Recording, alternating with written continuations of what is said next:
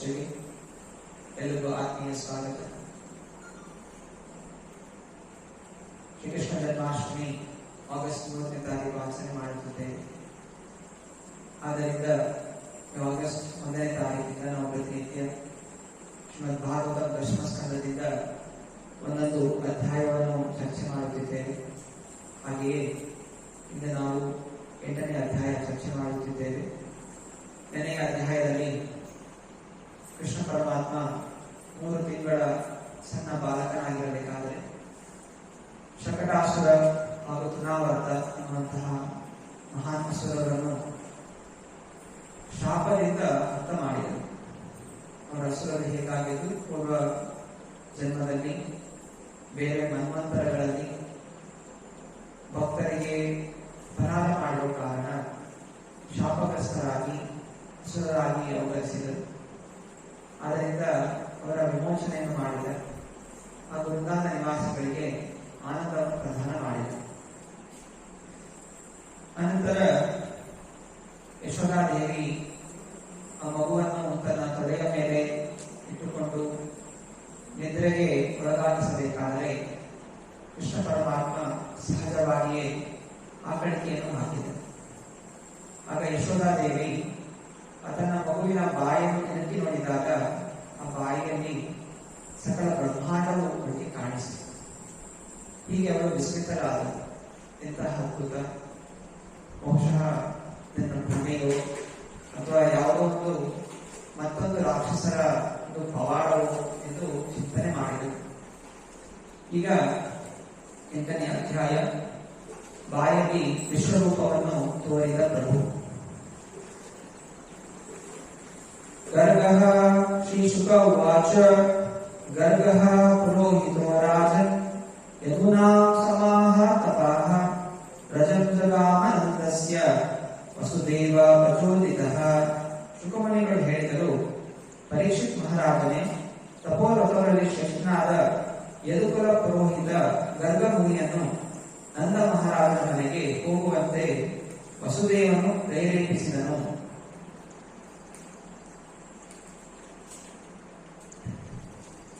ನಿಜವಾಗಿ ವಸುದೇವನ ಮಗ ಕೃಷ್ಣ. ನಂತರ ವಸುದೇವ ಕಂಸನ ಭಯಕ್ಕಿಂತ ಮಿಗಿಲಾಗಿ ಕೃಷ್ಣನ ಒಂದು ಉಪದೇಶದಿಂದ ತನ್ನನ್ನು ಮಥುರೆಯಿಂದ ವೃಂದಾವನಕ್ಕೆ ವರ್ಗಾವಣೆಗೊಳಿಸಿದ.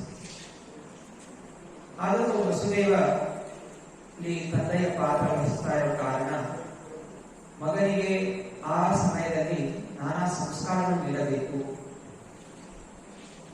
ಒಂದು ಶಿಶು ಒಳ್ಳೆಯ ಜೀವನದ ಪರಿಪೂರ್ಣತೆಯನ್ನು ಹೊಂದಬೇಕಾದರೆ ಅದಕ್ಕೆ ನಾನಾ ಸಮಯದಲ್ಲಿ ಸಂಸ್ಕಾರಗಳನ್ನು ಕೊಡಬೇಕು. ಸಂಸ್ಕಾರ ಅಂದರೆ ಜೀವಾತ್ಮ ಪರಮಾತ್ಮನ ಚಿಂತನೆ ಮಾಡಲಿಕ್ಕೆ ಮಾಡುವಂತಹ ಒಂದು ಕರ್ತವ್ಯ. ಜೀವಾತ್ಮ ಭಗವಂತನ ತೊರೆದು ಈ ಭೌತಿಕ ಜಗತ್ತಿಗೆ ಬಂದಾಗ ಮಾಯೆ ಪ್ರಭಾವಕ್ಕೊಳಗಾಗಿ ಸಾತ್ವ, ರಾಜಸ್ ಹಾಗೂ ತಮೋ ಗುಣಗಳಿಂದ ಅವನು ಭೌತಿಕ ವಿಷಯದಲ್ಲಿ ತೊಡಗಿರುತ್ತಾನೆ. ಯಾವಾಗ ನಾವು ಸಂಸ್ಕಾರಗಳು ನೀಡುತ್ತೇವೆ, ಈ ಗುಣಗಳ ಬಂಧನಗಳು ಕಡಿತವಾಗುತ್ತೆ. ಹಗ್ಗದಿಂದ ಕಟ್ಟಾಕಿರೋನು ಹಗ್ಗವನ್ನು ಕತ್ತರಿಸಬೇಕು, ಹಗ್ಗವನ್ನು ಬಿಚ್ಚಬೇಕು. ಈ ಭೌತಿಕ ಶರೀರದ ಹಗ್ಗವನ್ನು ಬಿಚ್ಚಬೇಕಾದರೆ ನಾವು ಹೋಗಿ ಆತ್ಮಹತ್ಯೆ ಮಾಡಿಕೊಂಡ್ರೆ ಅಥವಾ ನಮ್ಮ ತಲೆಯನ್ನು ಕತ್ತರಿಸ್ಕೊಂಡ್ರೆ ಅಥವಾ ದೇಹವನ್ನು ಕತ್ತರಿಸ್ಕೊಂಡ್ರೆ ನಮ್ಮ ಆತ್ಮ ಗುಣಗಳಿಂದ ಬಿಡುಗಡೆ ಆಗುವುದಿಲ್ಲ. ಆತ್ಮವನ್ನು ಗುಣಗಳಿಂದ ಬಿಡುಗಡೆ ಮಾಡುವಂತಹ ಪದ್ಧತಿ ಏನು? ಅದಕ್ಕೆ ಸಂಸ್ಕಾರಗಳನ್ನು ಕೊಡಬೇಕು. ಅನೇಕ ಸಂಸ್ಕಾರಗಳು ಶಾಸ್ತ್ರ ಹೇಳಲಾಗಿದೆ. ಗರ್ಭದಾನ ಸಂಸ್ಕಾರ, ಕರ್ಮಭೇದ ಸಂಸ್ಕಾರ, ಅನ್ನಪ್ರಸನ್ನ ಸಂಸ್ಕಾರ, ನಾಮಕರಣ ಸಂಸ್ಕಾರ, ಜಡ ಸಂಸ್ಕಾರ, ಉಪನಯನ ಸಂಸ್ಕಾರ, ವಿವಾಹ ಸಂಸ್ಕಾರ. ಈ ಎಲ್ಲ ಸಂಸ್ಕಾರಗಳೇನು? ಒಂದು ವ್ಯಕ್ತಿಯ ಬೇರೆ ಬೇರೆ ವಯಸ್ಸಿನಲ್ಲಿ ಅವನಿಗೆ ಬೇರೆ ಬೇರೆ ಜ್ಞಾನವನ್ನು ಕೊಡುತ್ತಾ ಈ ಸಂಸಾರದ ಬಂಧನವನ್ನು ಮುಕ್ತ ಮಾಡಲು ಅವನಿಗೆ ನೀಡುವಂತಹ ಉಪದೇಶಗಳು, ಆಶೀರ್ವಾದ. ಹಾಗೆ ವಸುದೇವ ಯೋಚನೆ ಮಾಡಿದ, ನನ್ನ ಮಗ ಅಲ್ಲಿ ವೃಂದಾವನದಲ್ಲಿ ಬೆಳೀತಾ ಇದ್ದಾನೆ, ಅದರಿಂದ ಅವನಿಗೆ ನಾಮಕರಣ ಮಾಡಬೇಕಾಗಿದೆ. 1 ವರ್ಷ ತುಂಬಿದೆ. ಇಂದ ನಾಮಕರಣ ಮಾಡಲಿಕ್ಕೆ ತಮ್ಮ ಕುಲಗುರು, ಯದುವಂಶದ ಕುಲಗುರು ಗರ್ಗ ಮುನಿಗಳನ್ನು ಕಳಿಸಿಕೊಟ್ಟಿದ್ದಾರೆ. ಪ್ರತಿಯೊಂದು ಪರಿವಾರಕ್ಕೆ ಅವರವರ ಕುಲಗುರು ಅಂತ ಇರ್ತಾರೆ, ಇರ್ತಾ ಇದ್ರು. ಇಂದಿನ ದಿವಸ ಜನರಿಗೆ ಗುರುಗಳ ಮೇಲೆ ನಂಬಿಕೆ ಇಲ್ಲ, ಬ್ರಾಹ್ಮಣರ ಮೇಲೆ ನಂಬಿಕೆ ಇಲ್ಲ. ಬ್ರಾಹ್ಮಣರಿಗೂ ಈ ರೀತಿ ಪರಿವಾರಗಳಿಗೆ ಸಂಸ್ಕಾರಗಳು ಕೊಡಬೇಕು ಅನ್ನೋ ಚಿಂತನೆಯೂ ಇಲ್ಲ. ಬ್ರಾಹ್ಮಣರ ಕರ್ತವ್ಯ ಪಠನ ಪಾಠನ ಯಜನ ಯಾಜನ ದಾನ ಪ್ರತಿಗ್ರಹ. ಯಜ್ಞ ಮಾಡಬೇಕು, ಯಜ್ಞ ಮಾಡಿಸ್ಬೇಕು, ವೇದಶಾಸ್ತ್ರ ಓದಬೇಕು, ಬೇರೆಯವರಿಗೆ ವೇದಶಾಸ್ತ್ರ ತಿಳಿಸ್ಕೊಡ್ಬೇಕು. ಇದು ಬ್ರಾಹ್ಮಣರ ಕರ್ತವ್ಯ. ಇವರು ಕೇವಲ ಹಣಕ್ಕೋಸ್ಕರ ಮಾಡ್ತಾ ಇರೋ ಕಾರಣ ಅಂತಹ ಬ್ರಾಹ್ಮಣರು ಕಡಿಮೆ ಆಗಿದ್ದಾರೆ. ಆದರೆ ವಸುದೇವ ತಮ್ಮ ಕುಲ ಪುರೋಹಿತರನ್ನು ಕಳಿಸಿದ್ದಾನೆ ತನ್ನ ಮಗನಿಗೆ ನಾಮಕರಣವನ್ನು ಮಾಡಲಿಕ್ಕೆ. ಈ ಗರ್ಗಮುನಿಗಳೇ ಮುಂದೆ ಕಲಿಯುಗದಲ್ಲಿ ಚೈತನ್ಯ ಮಹಾಪ್ರಭುಗಳು ಅವತರಿಸಬೇಕಾದರೆ ಚೈತನ್ಯ ಮಹಾಪ್ರಭುಗಳ ಜ್ಯೋತಿಷ್ಯವನ್ನು ನೋಡಲಿಕ್ಕೆ ನೀಲಾಂಬರ ಚಕ್ರವರ್ತಿ ಆಗಿ ಬರ್ತಾರೆ. ಸಚಿ ಮಾತೆಯ ತಂದೆ ನೀಲಾಂಬರ ಚಕ್ರವರ್ತಿ ಇದೇ ಗರ್ಗಮುನಿಗಳು. ಅಂದ್ರೆ ಈ ಕೆಲವು ಅವತಾರಗಳು ಅವತರಿಸಿದಾಗ ಅವರವರೊಂದು ತಂದೆ ತಾಯಿಗಳು ಗೋಲಕುಂಡ ಅಂತ ಅವರು ಹಿಡಿದುದಲ್ಲ. ಇವೆಲ್ಲ ಜೀವಾತ್ಮ ಅಲ್ಲ, ನಮ್ಮ ಹಾಗೆ ಜೀವಾತ್ಮಗಳು. ಎಲ್ಲ ಭಗವಂತನ ಅಂಶಗಳ ಕೆಲವು ವಿಸ್ತರಣೆಗಳು. ಅದರಿಂದ ಭಗವಂತ ಅವತಾರಗಳು ಬಂದಾಗ ಅವರೇ ನಾಲ್ಕರಲ್ಲಿ ತಂದೆ ತಾಯಿ ಗುರುಗಳಾಗಿ ಅವರೇ ಬರುತ್ತಾರೆ. ಬೇರೆ ಯಾರು ಕೂಡ ಆ ಪಾತ್ರವನ್ನು ವಹಿಸಲಿಕ್ಕೆ ಸಾಧ್ಯ ಇಲ್ಲ. ತಂ ದೃಷ್ಟ್ವಾ ಪರಮಶ್ರೇಷ್ಠಃ ಪ್ರತ್ಯುತ್ಥಾಯ ಕೃತಾಂಜಲಿಃ ಆನರ್ಚ ದೋಕ್ಷ ಜಲೀಯ ಪ್ರಣಿಪಾತ ಪುರಸ್ಸರಂ. ಗರ್ಗಮುನಿ ಮನೆಗೆ ಬಂದದನ್ನು ನೋಡಿ ನಂದ ಮಹಾರಾಜನು ಸಂತೋಷದಿಂದ ಎದ್ದು ನಿಂತು ಕೈ ಜೋಡಿಸಿ ಬರಮಾಡಿಕೊಂಡನು. ಗರ್ಗಮುನಿಯು ಭೌತಿಕ ಇಂದ್ರಿಯಗಳಿಗೆ ಕಾಣಿಸುವಂತಹ ಸಾಧಾರಣ ವ್ಯಕ್ತಿಯಲ್ಲ. ಅಂತಹ ಅದೋಕ್ಷಜನನ್ನು ನಂದ ಮಹಾರಾಜನು ನೋಡಬಲ್ಲಂತವನಾಗಿದ್ದನು.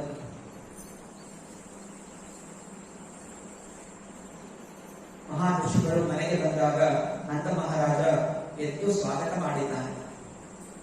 ನಂದ ಮಹಾರಾಜನ ಮನೆಯಲ್ಲಿ ಲಕ್ಷಾಂತರ ಆಕಳುಗಳಿತ್ತು, ಎಷ್ಟೋ ಚಿನ್ನದ ರಾಶಿ ಇತ್ತು, ಅತ್ಯಂತ ದೊಡ್ಡ ಶ್ರೀಮಂತರಾಗಿದ್ದ, ಎಲ್ಲ ವೃಂದಾವನದ ವೈಶ್ಯರಾಜನಾಗಿದ್ದ.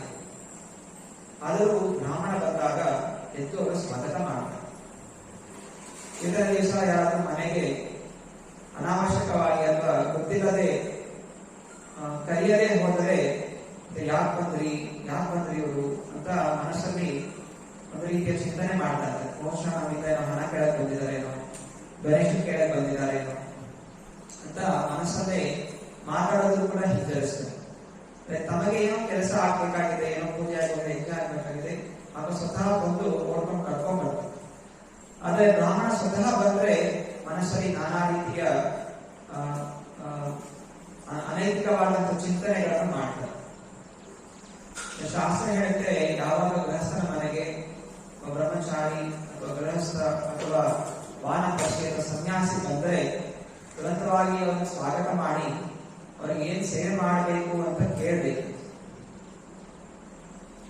ಚೈತನ್ಯ ಮಹಾಪ್ರಭುಗಳ ಲೀಲೆಯನ್ನು ಕೂಡ ನೋಡುತ್ತೇವೆ. ಹೇಗೆ ನಿತ್ಯಾನಂದ ಪ್ರಭುಗಳ ತಂದೆ ಮಡಾಯಿ ಭೋಜ ಸನ್ಯಾಸಿಗಳನ್ನು ಬರಮಾಡ್ಕೊಳ್ತಾರೆ.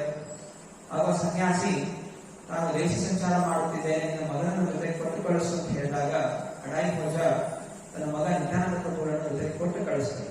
ಯಾಕೋಸ್ಕರ ಒಂದು ಒಳ್ಳೆಯ ಸನ್ಯಾಸಿಯ ಆಶ್ರಯದಲ್ಲಿ ಮಗ ಬೆಳೆದರೆ ಅವನ ಜೀವನ ಉದ್ಧಾರ ಆಗುತ್ತೆ, ಹಾಗೂ ಮಗನ ತಂದೆ ತಾಯಿ ಹಾಗೂ ಪರಿವಾರದವರು ಕೂಡ ಉದ್ಧಾರ ಆಗ್ತಾರೆ ಅಂತ ಹೇಳಿ ಇವರು ಕೊಟ್ಟು ಕಳಿಸ್ತಾರೆ.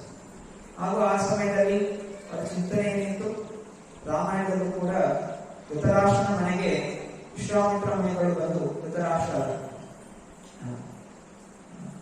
ದಶರಥನ ಮನೆಗೆ ವಿಶ್ವಾಮಿತ್ರ ಮುನಿಗಳು ಬಂದು ರಾಮಚಂದ್ರನು ಕಳಿಸ್ಕೊಡು ಅಂತ ಹೇಳಿದಾಗ ದಶರಥ ಮಹಾರಾಜ ತನ್ನ ಮಗನನ್ನು ರಾಮ ಹಾಗೂ ಲಕ್ಷ್ಮಣ ಇಬ್ಬರನ್ನು ಒಂದ್ಸರಿ ಕಳಿಸ್ಕೊಡ್ತಾರೆ. ಆದ್ದರಿಂದ ಅವನಿಗೆ ಒಳ್ಳೆಯದಾಗುತ್ತೆ.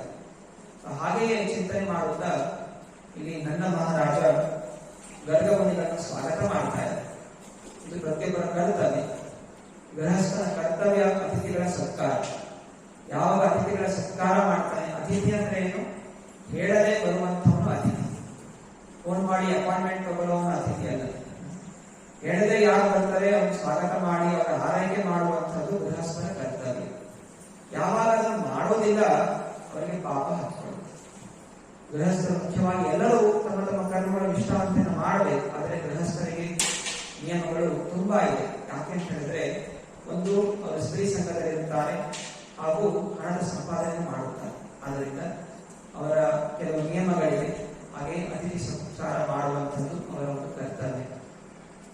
ಹಾಗೂ ಇಲ್ಲಿ ಅಧೋಕ್ಷಜನನ್ನು ನಂದ ಮಹಾರಾಜನು ನೋಡಬಲ್ಲಂತನಾಗಿದ್ದನು.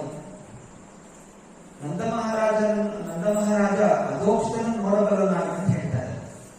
ಅಧೋಕ್ಷಜ ಅಂತ ಯಾರು ಕರೀತಾ ಇದ್ದಾರೆ? ಗರ್ಗಮುನಿಗಳನ್ನು ಸಂಬೋಧಿಸಲಾಗಿದೆ. ಅಧೋಕ್ಷಜ ಭಗವಂತನ ಹೆಸರು. ಅಧೋಕ್ಷಜ ಅಂದರೆ ನಮ್ಮ ಇಂದ್ರಿಯಗಳ ಗೋಚರಕ್ಕೆ ಮೀರಿದಂಥ ಭಗವಂತ. ನಮ್ಮ ಇಂದ್ರಿಯಗಳ ಮೂಲಕ ನಮ್ಗೆ ಕಾಣಿಸ್ಕೊಳ್ಳೋದಿಲ್ಲ, ಅದರಿಂದ ಅವನ ಹೆಸರು ಅಧೋಕ್ಷಜ.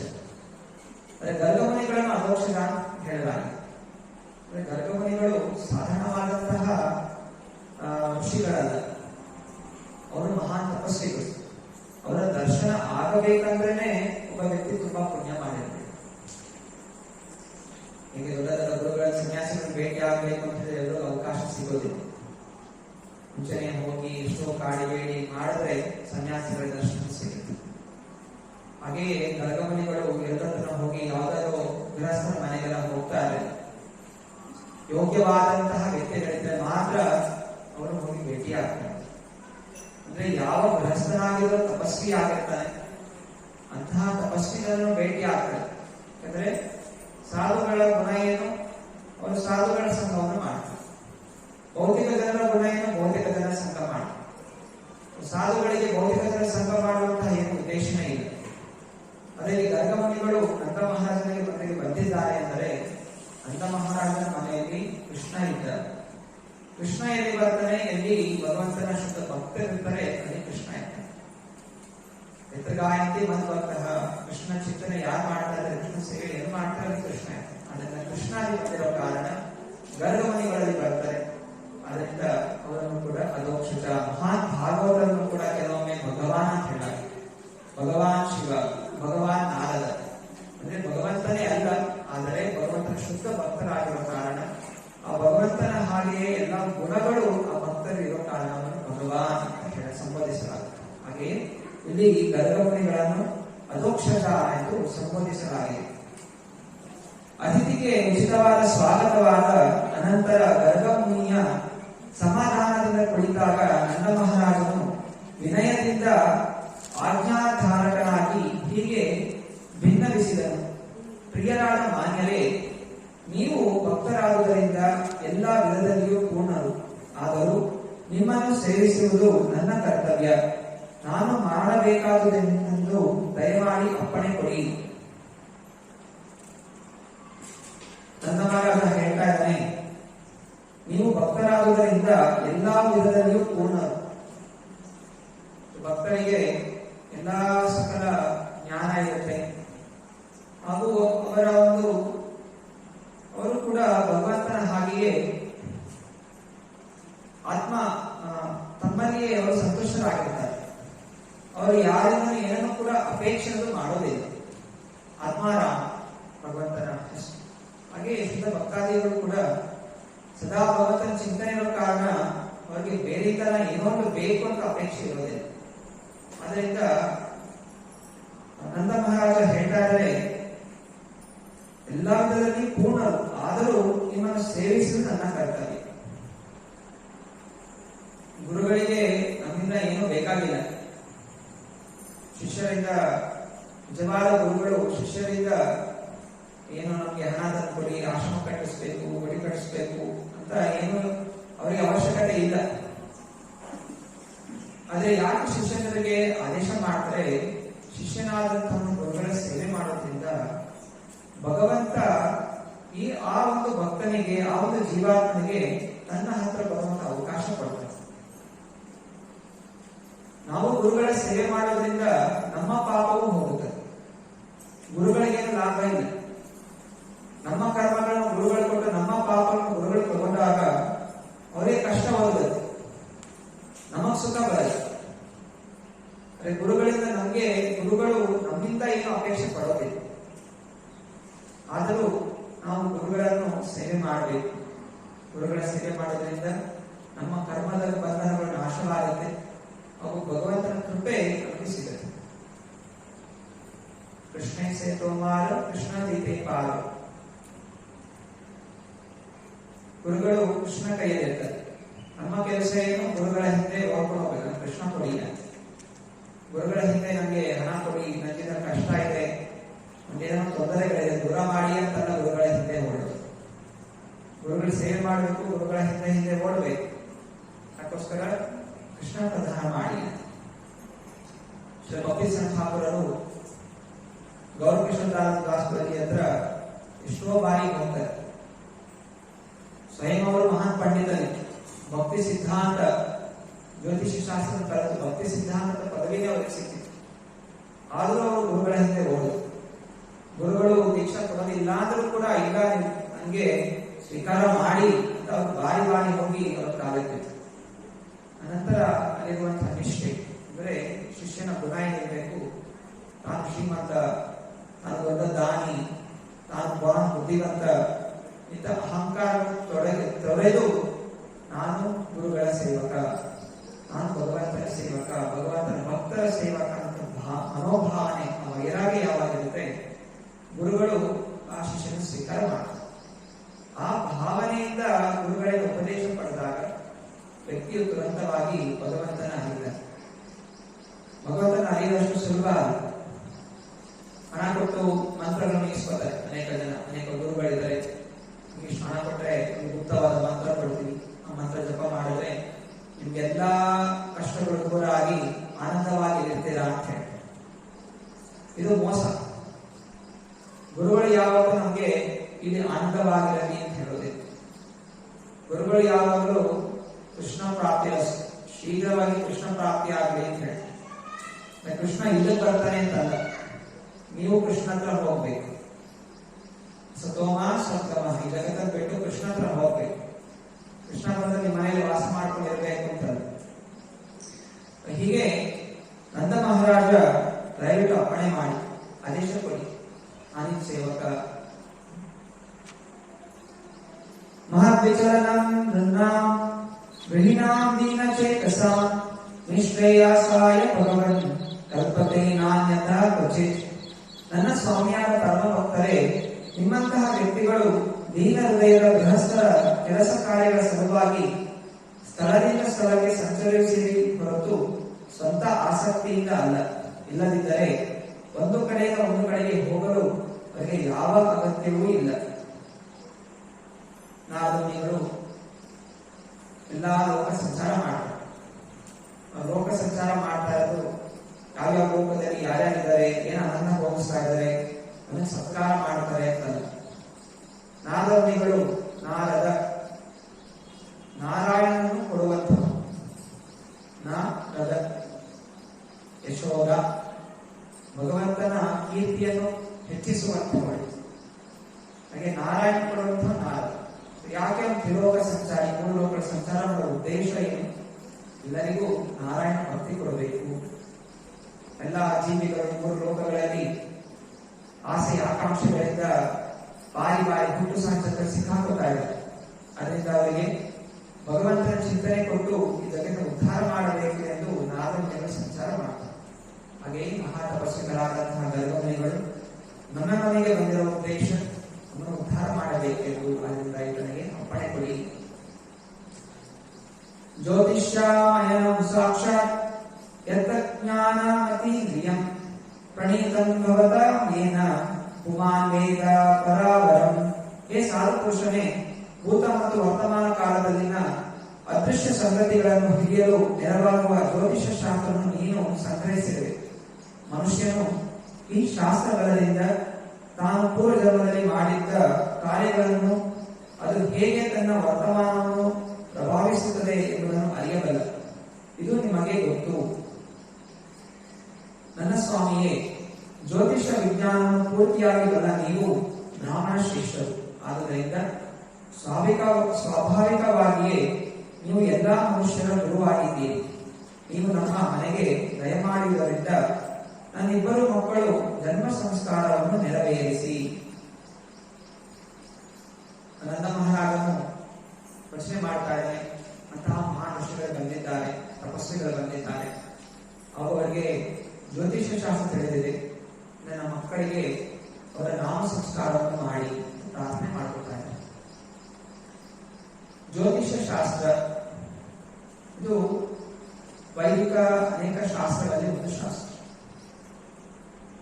ಜ್ಯೋತಿಷ್ಯ ಶಾಸ್ತ್ರದಲ್ಲಿ ನಮ್ಮ ಪೂರ್ವ ಜನ್ಮ ನಮ್ಗೆ ಏನಾಗಿತ್ತು, ಏನೇನು ಕೆಲಸಗಳು ಮಾಡಿದ್ವಿ, ಅದರಿಂದ ನಮ್ಗೆ ಈ ಜನ್ಮದಲ್ಲಿ ಯಾವ್ಯಾವ ರೀತಿ ಫಲಗಳು ಸಿಗುತ್ತೆ ಅದು ಜ್ಯೋತಿಷ್ಯ ಶಾಸ್ತ್ರ ನಮಗೆ ಹೇಳ್ಕೊಡುತ್ತೆ. ಜ್ಯೋತಿಷ್ಯ ಶಾಸ್ತ್ರ ಯಾವುದೋ ಕಾಲ್ಪನಿಕವಾದಂತಹದಲ್ಲ. ಅನೇಕರು ಜ್ಯೋತಿಷ್ಯದಲ್ಲಿ ನಂಬೋದಿಲ್ಲ. ಹೌದು, ಕಲಿಯುಗದಲ್ಲಿ ನಿಜವಾದ ಜ್ಯೋತಿಷ್ಯ ಹೇಳುವಂತ ಜನ ಕಡಿಮೆ ಆಗಿದ್ದಾರೆ. ಜ್ಯೋತಿಷ್ಯ ಶಾಸ್ತ್ರ ತಿಳಿಯಲು ಕೇವಲ ಗ್ರಂಥಗಳನ್ನು ಪಠಣ ಮಾಡುವುದರಿಂದ, ಅಲ್ಲಿರುವ ರೇಖೆಗಳನ್ನು ಓಡೋದ್ರಿಂದ ಸಿಗೋದಿಲ್ಲ. ಜ್ಯೋತಿಷ್ಯ ಶಾಸ್ತ್ರ ತಿಳಿಯಬೇಕಾದ್ರೆ ಅವನು ಮಹಾನ್ ತಪಸ್ವಿ ಆಗಿರಬೇಕು, ಭಗವಂತನ ಕೃಪೆ ಇರಬೇಕು. ಭಗವಂತ ಸರ್ವ ಎಲ್ಲ ತಿಳಿದಂತ ಅವನು ಯಾವಾಗ ನಮಗೆ ಜ್ಞಾನ ಕೊಡ್ತಾನೆ ಆಗ ನಾವು ಇನ್ನೊಬ್ಬರ ಒಂದು ಭೂತ ಹಾಗೂ ಭವಿಷ್ಯವನ್ನು ನೋಡಬಹುದು. ಜ್ಯೋತಿಷ್ಯ ಶಾಸ್ತ್ರದಲ್ಲಿ ಒಬ್ಬನ ಕೈ ರೇಖೆಗಳನ್ನು ನೋಡಿ ಅಥವಾ ಅವನ ಜನ್ಮ ನಕ್ಷತ್ರಗಳನ್ನು ನೋಡಿ ಸಮಯವನ್ನು ನೋಡಿ ಈ ವ್ಯಕ್ತಿ ಪೂರ್ವದಲ್ಲಿ ಏನಾಗಿದ್ದ ಇದೆಲ್ಲ ತಿಳಿಬೇಕಾದ್ರೆ ತಪಸ್ಸೆ ಇರಬೇಕು, ಶುದ್ಧವಾಗಿರಬೇಕು. ಯಾವಾಗ ವ್ಯಕ್ತಿ ಶುದ್ಧನಾಗಿರ್ತಾನೆ, ಸತ್ಯವನ್ನು ಹೊಂದಿರ್ತಾನೆ, ತಾಳ್ಮೆ ಭಾವನೆ ಇರುತ್ತೆ, ಭಗವಂತನ ಸೇವೆ ಮಾಡಿರ್ತಾನೆ, ಆಗ ಅವನಿಗೆ ಒಬ್ಬ ವ್ಯಕ್ತಿಯನ್ನು ನೋಡಿದಾಗ ಅವನು ಎಂಥವನು ಅಂತ ನೋಡಬಹುದು. ಅನೇಕರಿಗೆ ಮುಖ ನೋಡಿನೇ ತಿಳಿಯುತ್ತೆ ಈ ವ್ಯಕ್ತಿ ಎಂಥವನು. ಅಂದ್ರೆ ಇಲ್ಲಿ ಕೆಲವೊಂದು ಲಕ್ಷಣಗಳಿದೆ, ಕೆಲವೊಂದು ವಿಜ್ಞಾನ, ಮುಖ ಲಕ್ಷಣಗಳು, ಕೈ ರೇಖೆಗಳು ಮಗುವಾಗಿರ್ಬೇಕಾದ್ರೆ ರೇಖೆಗಳು ಬೇರೆ ಇದೆ. ಅಂದ್ರೆ ಬೆಳೀತಾ ಹೋಗ್ತಾ ಇದ್ದಾಗೆ ರೇಖೆಗಳು ನಾನಾ ಹೊಸ ರೇಖೆಗಳು ಬರ್ತಾ ಇದೆ. ಅಂದ್ರೆ ನಾವು ಈ ಜನ್ಮದಲ್ಲಿ ಮಾಡುವಂತಹ ಕರ್ಮಗಳ ಪ್ರಕಾರ ನಮ್ಮ ಕೈ ರೇಖೆಗಳು ಬರುತ್ತೆ. ಇನ್ನು ಕೆಲವು ನಾವು ಜನ್ಮದಲ್ಲಿ ಇರಬೇಕಾದ್ರೆ ನಾವು ಹಿಂದಿನ ಜನ್ಮದಲ್ಲಿ ಏನ್ ಮಾಡಿದ್ವಿ ಅದ್ರ ಪ್ರಕಾರ ಕೆಲವು ರೇಖೆಗಳಿದೆ. ಕೆಲವು ಜನ ಪ್ರಶ್ನೆ ಮಾಡ್ತಾರೆ, ಅನೇಕರಿಗೆ ಕೈಯೇ ಇರೋದಿಲ್ಲ, ಅವ್ರದೇ ಜ್ಯೋತಿಷ್ಯ ನೋಡಿದ್ದೀರಾ? ಕೈ ಇಲ್ಲದೆ ಇದ್ರೆ ಜ್ಯೋತಿಷ್ಯ ತಪ್ಪು ಅಂತ ಅಲ್ಲ. ಕೈಯಿಂದೆಗೂ ಒಂದು ಭವಿಷ್ಯ ಇರುತ್ತೆ, ಹೌದು ಇದೆ. ಜ್ಯೋತಿಷ್ಯ ಶಾಸ್ತ್ರ ತಿರಸ್ಕಾರ ಮಾಡೋದಿಲ್ಲ, ಆದ್ರೆ ಆ ರೇಖೆಗಳನ್ನು ಓದುವಂತಹ ವಿಜ್ಞಾನ ಇದೆ. ಹಾಗೆಯೇ ಇಲ್ಲಿ ಪ್ರಾರ್ಥನೆ ಮಾಡ್ಕೋತಾ ಇದ್ದಾರೆ ಜ್ಯೋತಿಷ್ಯ ಶಾಸ್ತ್ರ. ನಂದ ಮಹಾರಾಜನು ಅದನ್ನು ನಂಬಿಕೆ ಇಟ್ಟಿದ್ದಾರೆ. ಸ್ವಯಂ ಭಗವಂತನೇ ನೀಡಿರುವಂತಹ ಜ್ಞಾನ, ವೇದಗಳಲ್ಲಿ ಒಂದು ಭಾಗ ಜ್ಯೋತಿಷ್ಯ ಶಾಸ್ತ್ರ. ಮಹಾಭಾರತದಲ್ಲೂ ಕೂಡ ದುರ್ಯೋಧನ ಯುದ್ಧ ಮಾಡಲಿಕ್ಕಿಂತ ಮುಂಚೆ ಈ ಜ್ಯೋತಿಷ್ಯ ಶಾಸ್ತ್ರದ ಆಧಾರ ತಗೋತಾರೆ. ಈ ನಕುಲ ಸಹದೇವ ಒಬ್ಬರು ಜ್ಯೋತಿಷ್ಯ ಪರಿಣತರಿದ್ದರು. ಸಹದೇವ ಅವರು ಜ್ಯೋತಿಷಲ್ಲಿ ಪರಿಣತರಿದ್ದರು. ಅದರಿಂದ ದುರ್ಯೋಧನ ಹೋಗ್ಬೇಕು ಸಹದೇವನ ಹತ್ರ ಹೋಗಿ ಕೇಳ್ತಾನೆ, ಜ್ಯೋತಿಷ್ಯ ಪರಿಣಿತನು, ಆದ್ರಿಂದ ನಾನು ಯಾವಾಗ ಯುದ್ಧ ಮಾಡಿದ್ರೆ ಜಯ ಬರುತ್ತೆ ಹೇಳು ಅಂತ ಹೇಳ್ತಾನೆ. ದುರ್ಯೋಧನ ಎದುರು ಪಕ್ಷದಲ್ಲಿ ಅದು ಸಹದೇವನ ಹತ್ರ ಹೋದ. ಸಹದೇವನು ಕೂಡ ವಿಚಾರ ಮಾಡಿದ, ನಾನು ಯುದ್ಧದಲ್ಲಿ ಎದುರು ಪಕ್ಷದವನು, ಆದ್ರೆ ಇವನು ಯಾರ ಹತ್ರ ಬಂದಿದ್ದಾನೆ? ಜ್ಯೋತಿಷ್ಯ ಹೇಳ್ತಾ ಬಂದಿದ್ದಾನೆ. ಜ್ಯೋತಿಷ್ಯ ಗೊತ್ತಿದೆ ಅಂತ ಹೇಳಿ ಬಂದಿದ್ದಾಗ ನನ್ನ ಕರ್ತವ್ಯ ಏನು, ಸರಿಯಾಗಿ ಉತ್ತರ ಕೊಡಬೇಕು. ಅದರಿಂದ ಸಹದೇವ ಸರಿಯಾಗಿ ಈ ಶಾಸ್ತ್ರವನ್ನು ನೋಡಿ ಹೇಳ್ತಾನೆ, ಈ ಅಮಾವಾಸ್ಯದಲ್ಲಿ ನೀನು ಯುದ್ಧ ಶುರು ಮಾಡಿದೆ, ನಿನಗೆ ಜಯ ನಿಶ್ಚಿತ. ದುರ್ಯೋಧನ ಖುಷಿಯಿಂದ ನನ್ನ ಎಲ್ಲ ಕೌರವರಿಗೆ ಹೇಳ್ತಾನೆ, ನಾವು ಬರುವ ಅಮಾವಾಸ್ಯೆಯಿಂದ ಯುದ್ಧವನ್ನು ಘೋಷಿಸೋಣ. ಪಾಂಡವರಿಗೆಲ್ಲ ಆತಂಕ, ಏನ್ ಮಾಡೋದು ಇವಾಗ? ಯಾಕಂದ್ರೆ ಸತ್ಯ ಅದಾಗಲೇಬೇಕು, ಯುದ್ಧ ದಿನ ಶುರುವಾದ್ರೆ ಅವರು ಜಯಿಸ್ತೇವೆ ಮತ್ತೆ ಎಲ್ಲ ಕೃಷ್ಣ ಮಳೆ ಹೋಗ್ತಾರೆ. ಸಕಲ ಕಷ್ಟಗಳಿಗೆ ಒಂದೇ ಒಂದು ಪರಿಹಾರ, ಕೃಷ್ಣ ಶರಣಾಗತಿ. ಹರೇ ಕೃಷ್ಣ ಕೃಷ್ಣ ಕೃಷ್ಣ ಹರೇ ಹರೇ, ಹರೇ ರಾಮ ಹರೇ ರಾಮ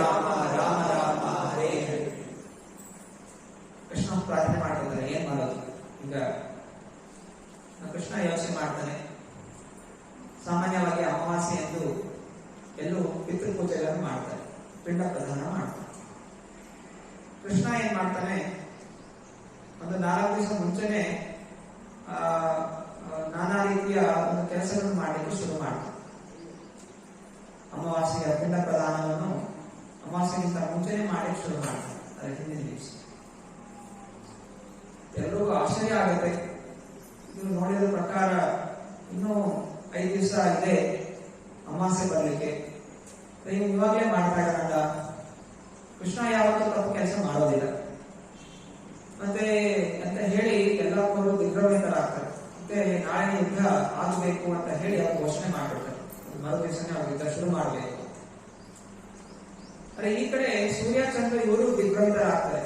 ಇದು ಹೇಗೆ ಭಗವಂತ ತಪ್ಪು ಕೆಲಸ ಮಾಡ್ತಾ ಇದ್ದಾನೆ ಅಂತ ಹೇಳಿ ಸೂರ್ಯ ಚಂದ್ರ ಭೂಮಿ 3 ಜನ ಬರ್ತಾರೆ. ಕೃಷ್ಣ, ಇನ್ನು ಅಮಾವಾಸ್ಯೆ ಆಗ್ಲಿಕ್ಕೆ ಇನ್ನು ಸಮಯ ಇದೆ, ಇವತ್ತೇ ಹೇಗೆ ಮಾಡ ನೀನು ಈ ಪಿಂಡ ಪ್ರಧಾನ ಕಾರ್ಯಗಳನ್ನು ಅಂತ. ಕೃಷ್ಣ ಹೇಳ್ತಾನೆ, ಅಮಾವಾಸ್ಯೆ ಅಂದ್ರೆ ಏನು? ಅಮಾವಾಸ್ಯೆ ಅಂದ್ರೆ ಸೂರ್ಯ ಚಂದ್ರ ಭೂಮಿ ಒಂದೇ ಸಾಲದಿರ್ಬೇಕು. ಸೂರ್ಯ ಆದ್ಮೇಲೆ ಚಂದ್ರ, ಚಂದ್ರ ಆದ್ಮೇಲೆ ಭೂಮಿ. ನೀವು 3 ಜನ ಒಟ್ಟಿಗೆ ಇವಾಗ ಬಂದಿದ್ದೀರಾ, ಸಾಲಾಗಿ ನಿಂತಿದ್ದೀರಾ. ಅದರ ಅರ್ಥ ಏನು? ಇದೆ ಅಮಾವಾಸ್ಯೆ ಅಂತ ಹೇಳಿದ ನಂತರ ಹೀಗೆ ದಿಗ್ಭ್ರಮೆಗೊಳಿಸಿದ ನಂತರ ಯುದ್ಧ ಅಲ್ಲಿ ಬೇರೆ ದಿವಸ ಶುರು ಆಯಿತು. ಹೀಗೆ ದುರ್ಯೋಧನ ಒಂದು ಪಾಂಡವರು ಒಂದು ಯುದ್ಧದಲ್ಲಿ ಸೋಲುವ ಪರಿಸ್ಥಿತಿಯಿಂದ ರಕ್ಷಿತರಾದ. ಹೀಗೆ ಭಗವಂತ ಸಕಲ ಕಷ್ಟಗಳಿಗೆ ಪರಿಹಾರ. ಆದರೆ ಹೇಳ್ತಾ ಇರುವಂತದ್ದು ಜ್ಯೋತಿಷ್ಯ ಎಷ್ಟು ಪ್ರಾಮುಖ್ಯವಾದಂಥದ್ದು. ಪಾಂಡವರು ಕೂಡ ಅದಕ್ಕೆ ಪ್ರಾಮುಖ್ಯತೆ ಕೊಡ್ತಾ ಇದ್ದಾರೆ, ಭಗವಂತ ಕೂಡ ಅದಕ್ಕೆ ಪ್ರಾಮುಖ್ಯತೆ ಕೊಡ್ತಾ ಇದೆ. ಅದರಿಂದ ಭ್ರಮಿತಗೊಳಿಸಲಿಕ್ಕೆ ಈ ಒಂದು ಲೀಲೆಯನ್ನು ಮಾಡಿದ. ಗರ್ಗ ಉವಾಚ ಯದುನಾಮರ್ಹಮಾಚಾರ್ಯ ಖ್ಯಾತಶ್ಚ ಭುವಿ ಸರ್ವದ ಸುತಂ ಮಾಯಾ ಸಂಸ್ಕೃತಂ ತೇ ಮನ್ಯತೆ ದೇವಕೀ ಸುತಂ. ದೇವಕೀ ಸುತಂ. ಗರ್ಗಮುನಿ ಉತ್ತರಿಸಿದರು, ಪ್ರಿಯ ನಂದ ಮಹಾರಾಜನೇ, ನಾನು ಯದುವಂಶದ ಪುರೋಹಿತನೆಂದು ಎಲ್ಲೆಲ್ಲಿಯೂ ಹೆಸರಾಗಿದ್ದೇನೆ. ಅಂತೆಯೇ ನಿನ್ನ ಮಕ್ಕಳ ಜನ್ಮ ಸಂಸ್ಕಾರವನ್ನು ನಾನು ಆಚರಿಸಿದರೆ ಅವರನ್ನು ದೇವಕ್ಕೆ ಮಕ್ಕಳೆಂದು ಕಂಸ ತಿಳಿದುಕೊಂಡು ಬಿಡುತ್ತಾನೆ. ಸಾಮಾನ್ಯವಾಗಿ ಗುರು ಅಥವಾ ಯಾವುದು ಪರಿವಾರ ಇರುತ್ತೆ, ಕುಲಗುರುಗಳು ಬೇರೆಯವರ ಕುಲಕ್ಕೆ ಸಂಸ್ಕಾರ ಮಾಡಲಿಕ್ಕೆ ಹೋಗೋದಿಲ್ಲ. ಅದರಿಂದ ಗರ್ಗಮುನಿ ಹೇಳ್ತಾ ಇದ್ದಾರೆ, ಎಲ್ರಿಗೂ ಗೊತ್ತಾಗುವ ಹಾಗೆ ನಾಮಕರಣ ಮಾಡಿದ್ರೆ ಅದೇ ಕಂಸನ ಗೊತ್ತಾಗ್ಬಿಡುತ್ತೆ. ಯಾವುದು ದುರ್ಗಾದೇವಿ ಭವಿಷ್ಯ ನುಡಿದಿದ್ದು, ನಿಮ್ಗೆ ಸಂಹಾರ ಮಾಡುವಂತಹ ವ್ಯಕ್ತಿ ಆವಾಗ ಹುಟ್ಟಿದ್ದಾನೆ ಅಂದ್ರೆ ವಸುದೇವನ ಮಗ ಆವಾಗ ಬೇರೆ ಕಡೆ ಹುಟ್ಟಿದ್ದಾನೆಂದು ಮತ್ತೆ ಕಂಸನಿಗೆ ಸ್ಪಷ್ಟವಾಗಿ ಗೊತ್ತಾಗ್ಬಿಡುತ್ತೆ. ಅದರಿಂದ ಇದನ್ನು ಎಲ್ಲರೂ ಗೊತ್ತಾಗುವ ಹಾಗೆ ಮಾಡೋದು ಬೇಡ. ಕಂಸನು ಮಹಾಪಾಪಿಯಾಗಿದ್ದಂತೆಯೇ ಮತ್ಸದ್ದಿಯೂ ಹೌದು.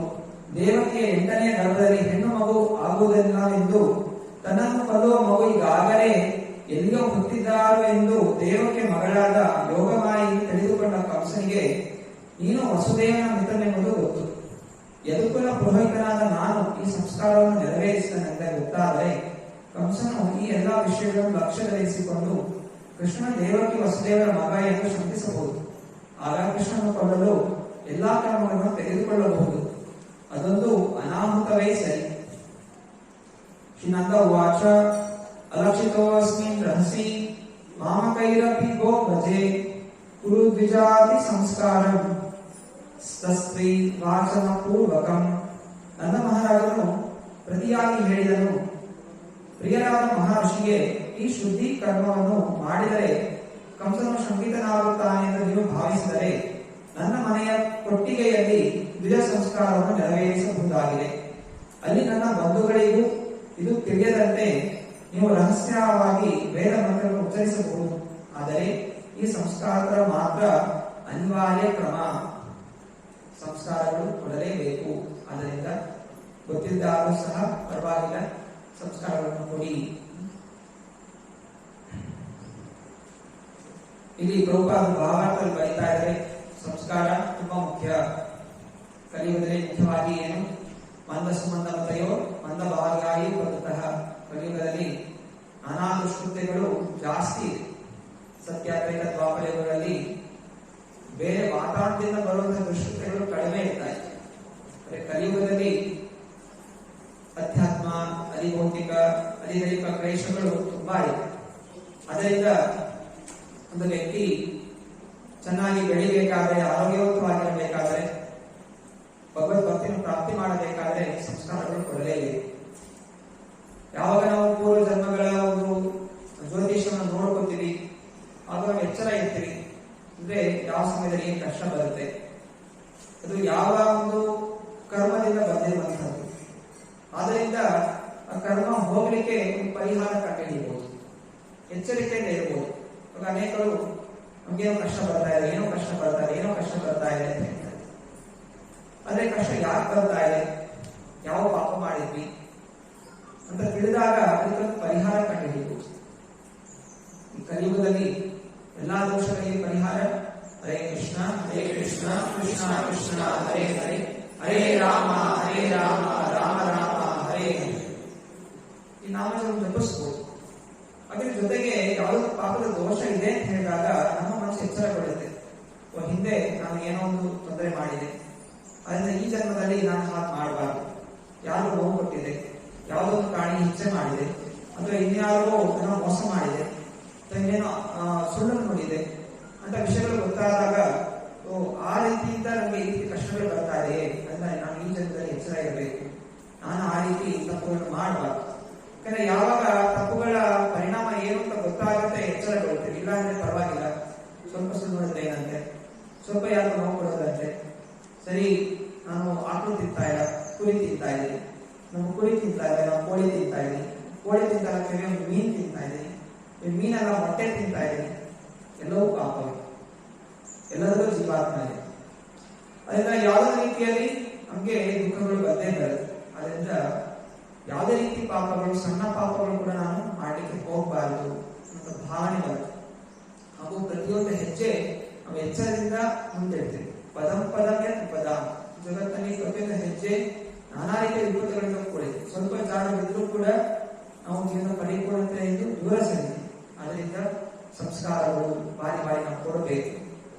ಹಾಗೂ ಅನೇಕ ಶಾಸ್ತ್ರ, ಆಯುರ್ವೇದ ಶಾಸ್ತ್ರ ನಮಗೆ ಹೇಗೆ ಒಳ್ಳೆಯ ಆಹಾರ ತಗೋಬೇಕು, ಯಾವ ಆಹಾರ ತಗೊಂಡ್ರೆ ನಮ್ಮ ಜೀವನಕ್ಕೆ ಕಷ್ಟಗಳು ಬರುತ್ತೆ, ಕಾಯಿಲೆಗಳು ಬರುತ್ತೆ, ಯಾವ ಆಹಾರ ತಗೊಂಡ್ರೆ ನಮ್ಮ ದೇಹ ರಕ್ಷಿತವಾಗಿದೆ, ಇದು ಮುಖ್ಯ. ಯಾಕೆಂತ ಹೇಳಿದ್ರೆ ನಮ್ಗೆ ಸಾಮಾನ್ಯ ಕಲಿಯುಗದ ಆಯಸ್ಸು 100 ವರ್ಷಗಳು. 100 ವರ್ಷ ಜನ ಬದುಕ್ತಾ ಇಲ್ಲ. ಯಾಕೆ ಬದುಕ್ತಾ ಇಲ್ಲ ಯಾಕೆಂತ ಹೇಳಿದ್ರೆ ಬೇಡದೇ ಇರುವಂತಹ ಆಹಾರವನ್ನು ತಗೋತಾ ಇರೋದ್ರಿಂದ. ಭಗವದ್ಗೀತೆಯಲ್ಲಿ ಕೃಷ್ಣ ಹೇಳ್ತಾನೆ, ಯುಕ್ತ ಆಹಾರ, ಯುಕ್ತ ವಿಹಾರ, ಯುಕ್ತ ಕರ್ಮಸ್ಯ ಚೇತಸ್ಸು, ಯುಕ್ತ ಸ್ವಪ್ನಾವಬೋಧಸ್ಯ ಯೋಗ ಭವತಿ ದುಃಖ. ಭಗವದ್ಗೀತೆಯಲ್ಲಿ ನಿಯಮ ಕೊಟ್ಟಿದ್ದಾನೆ, ಯುಕ್ತ ಆಹಾರ, ಸರಿಯಾದ ಆಹಾರ ಸರಿಯಾದ ಸಮಯದಲ್ಲಿ ತಗೋಬೇಕು. ನಮ್ಮ ಮನಸ್ಸಿಗೆ ಬಂದಾಗ ಯಾವ್ಯಾವ ಟೈಮ್ ತಗೊಳ್ಳೋದು, ಎಷ್ಟೋ ಬಾರಿ ತಗೊಳ್ಳೋದು ಇಲ್ಲ. ಒಂದು ಡಿಸಿಪ್ಲಿನ್ ಆಗಿ ತಗೋಬೇಕು. ಬೆಳಗ್ಗೆ ಒಂದು, ಮಧ್ಯಾಹ್ನ ಒಂದು, ಸಾಯಂಕಾಲ ಒಂದು, ಅಥವಾ ಬೆಳಗ್ಗೆ ಒಮ್ಮೆ, ಸಾಯಂಕಾಲ ಒಮ್ಮೆ, ಸೂರ್ಯಾಸ್ತಕ್ಕೆ ಮುಂಚೆ ತಗೋಬೇಕು. ಹಾಗೂ ಸಾತ್ವಿಕ ಆಹಾರ ತಗೋಬೇಕು. ಸಾತ್ವಿಕ ಆಹಾರ ಭಗವಂತ ಅರ್ಪಣೆ ಮಾಡಿ ಪ್ರಸಾದ ರೂಪದಲ್ಲಿ ತೊಡಗೋದ್ರಿಂದ ನಮ್ಮ ಆಯಸ್ಸು ಅಭಿವೃದ್ಧಿಸುತ್ತೆ. ಅದೇ ನಾವು ಯಾವಾಗ ಅನಾವಶ್ಯಕವಾಗಿ ಬೇಡದ ಆಹಾರ ತಿಂತೀವಿ, ನಮ್ಮ ಆಯಸ್ಸು ಕಡಿಮೆ ಆಗ್ತಾ ಹೋಗುತ್ತೆ. ಹಾಗೂ ಇರೋ ಆಯಸ್ಸು ಕೂಡ ನಮಗೆ ಉಪಯೋಗಕಾರಿಯಾಗಿರೋದಿಲ್ಲ. ಕಾಯಿಲೆ ಬಂದು ಬಿದ್ದೋಗ್ಬಿಟ್ರೆ ನಮ್ಮ ತಪಸ್ಸೆ ಹೋಯಿತು. ನಾವು ಮಾಡೋ ತಪಸ್ಸೆ ತಪ ಮಾಡ್ಲಿಕ್ಕೆ ಆಗುದಿಲ್ಲ, ಗ್ರಹಣ ಮಾಡ್ಲಿಕ್ಕೆ ಆಗುದಿಲ್ಲ, ಪ್ರಚಾರ ಮಾಡ್ಲಿಕ್ಕೆ ಆಗುದಿಲ್ಲ. ಆದ್ರಿಂದ ನಮಗಿರುವಂತಹ ಆಯಸ್ಸು ಹೇಗಿರಬೇಕು, ಉಪಯೋಗಕಾರಿ ಇರಬೇಕು.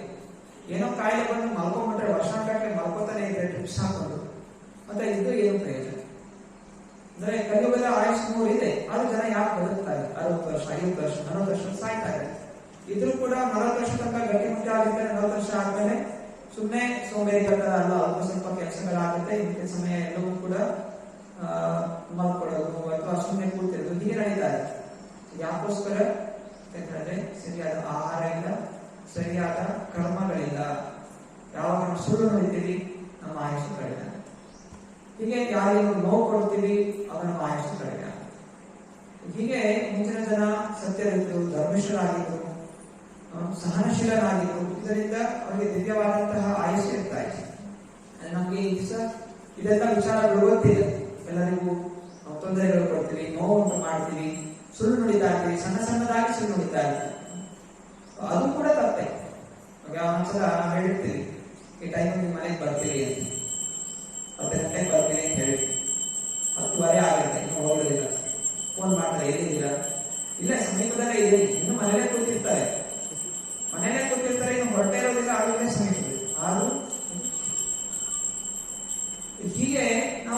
ಅಭ್ಯಾಸ ಆಗುತ್ತೆ, ಅದರಲ್ಲೇ ತೊಂದರೆ ಇದೆ. ಆದ್ರೆ ಮಾತಿನ ಶಕ್ತಿ, ಯಾವ ವ್ಯಕ್ತಿ ಯಾವತ್ತು ಸುಳ್ಳು ಹೇಳೋದಿಲ್ಲ. ಹೇಗೆ ಯುಧಿಷ್ಠಿರ ಮಾತು ನೋಡಿದೆ, ಅವನು ಯಾವತ್ತೇನು ಸುಳ್ಳು ಹೇಳ್ತಾರೆ, ಆದ್ರಿಂದ ಅವನ ರಥವೂ ಕೂಡ ಗಾಳಿಯಲ್ಲಿ ತೇಲ್ತಾರೆ. ಇಷ್ಟು ಶಕ್ತಿ ಇದೆ ಸತ್ಯವನ್ನು ನುಡಿಯುವುದರಲ್ಲಿ. ನಾವೊಂದು ಸತ್ಯ ನೋಡಿದ್ರೆ ಏನೋ ಕಷ್ಟ ಬರುತ್ತೇನೋ, ಏನೋ ಆಗುತ್ತೇನೋ, ಮೇಲೆ ಮೋಸ ಮಾಡ್ತಾರೆ ಜನ. ಇಲ್ಲ, ಸತ್ಯ ಸಂಕಲ್ಪ. ಯಾವಾಗ ನಾವು ಸತ್ಯದ ದಾರಿ ನಡೆಯುತ್ತೀವಿ, ಸ್ವಯಂ ಭಗವಂತ ರಕ್ಷಣೆ ಮಾಡ್ತಾರೆ. ಮಹಾಭಾರತದಲ್ಲಿ ನಾವು ತಿಳಿಯೋದೇನು, ಎಲ್ಲ ಪಾಂಡವರಿಗೆ ಎಲ್ಲರಿಗೆ ತೊಂದರೆಗಳು ಬರ್ತಾ ಇತ್ತು, ತೊಂದರೆ ಬರದೇ ಇರಲಿಲ್ಲ. ಅವರೆಲ್ಲ ಭಗವಂತನ ಭಕ್ತರಾಗಿರೋ ಕಾರಣ ಎಲ್ಲಾ ತೊಂದರೆಗಳಿಂದ ಭಗವಂತ ರಕ್ಷಣೆ ಮಾಡ್ತಾ ಇದ್ದ. ಹಾಗೆಯೇ ನಾವು ಭಗವಂತನ ಆಶ್ರಯ ಪಡ್ಕೊಂಡು ಅವನು ಕೊಟ್ಟಿದ್ದ ಉಪದೇಶಗಳಲ್ಲಿ ನಾವು ನಡೆದ್ರೆ ನಮ್ಗೆ ಕಷ್ಟ ಬರೋದಿಲ್ಲ ಅಂತಲ್ಲ.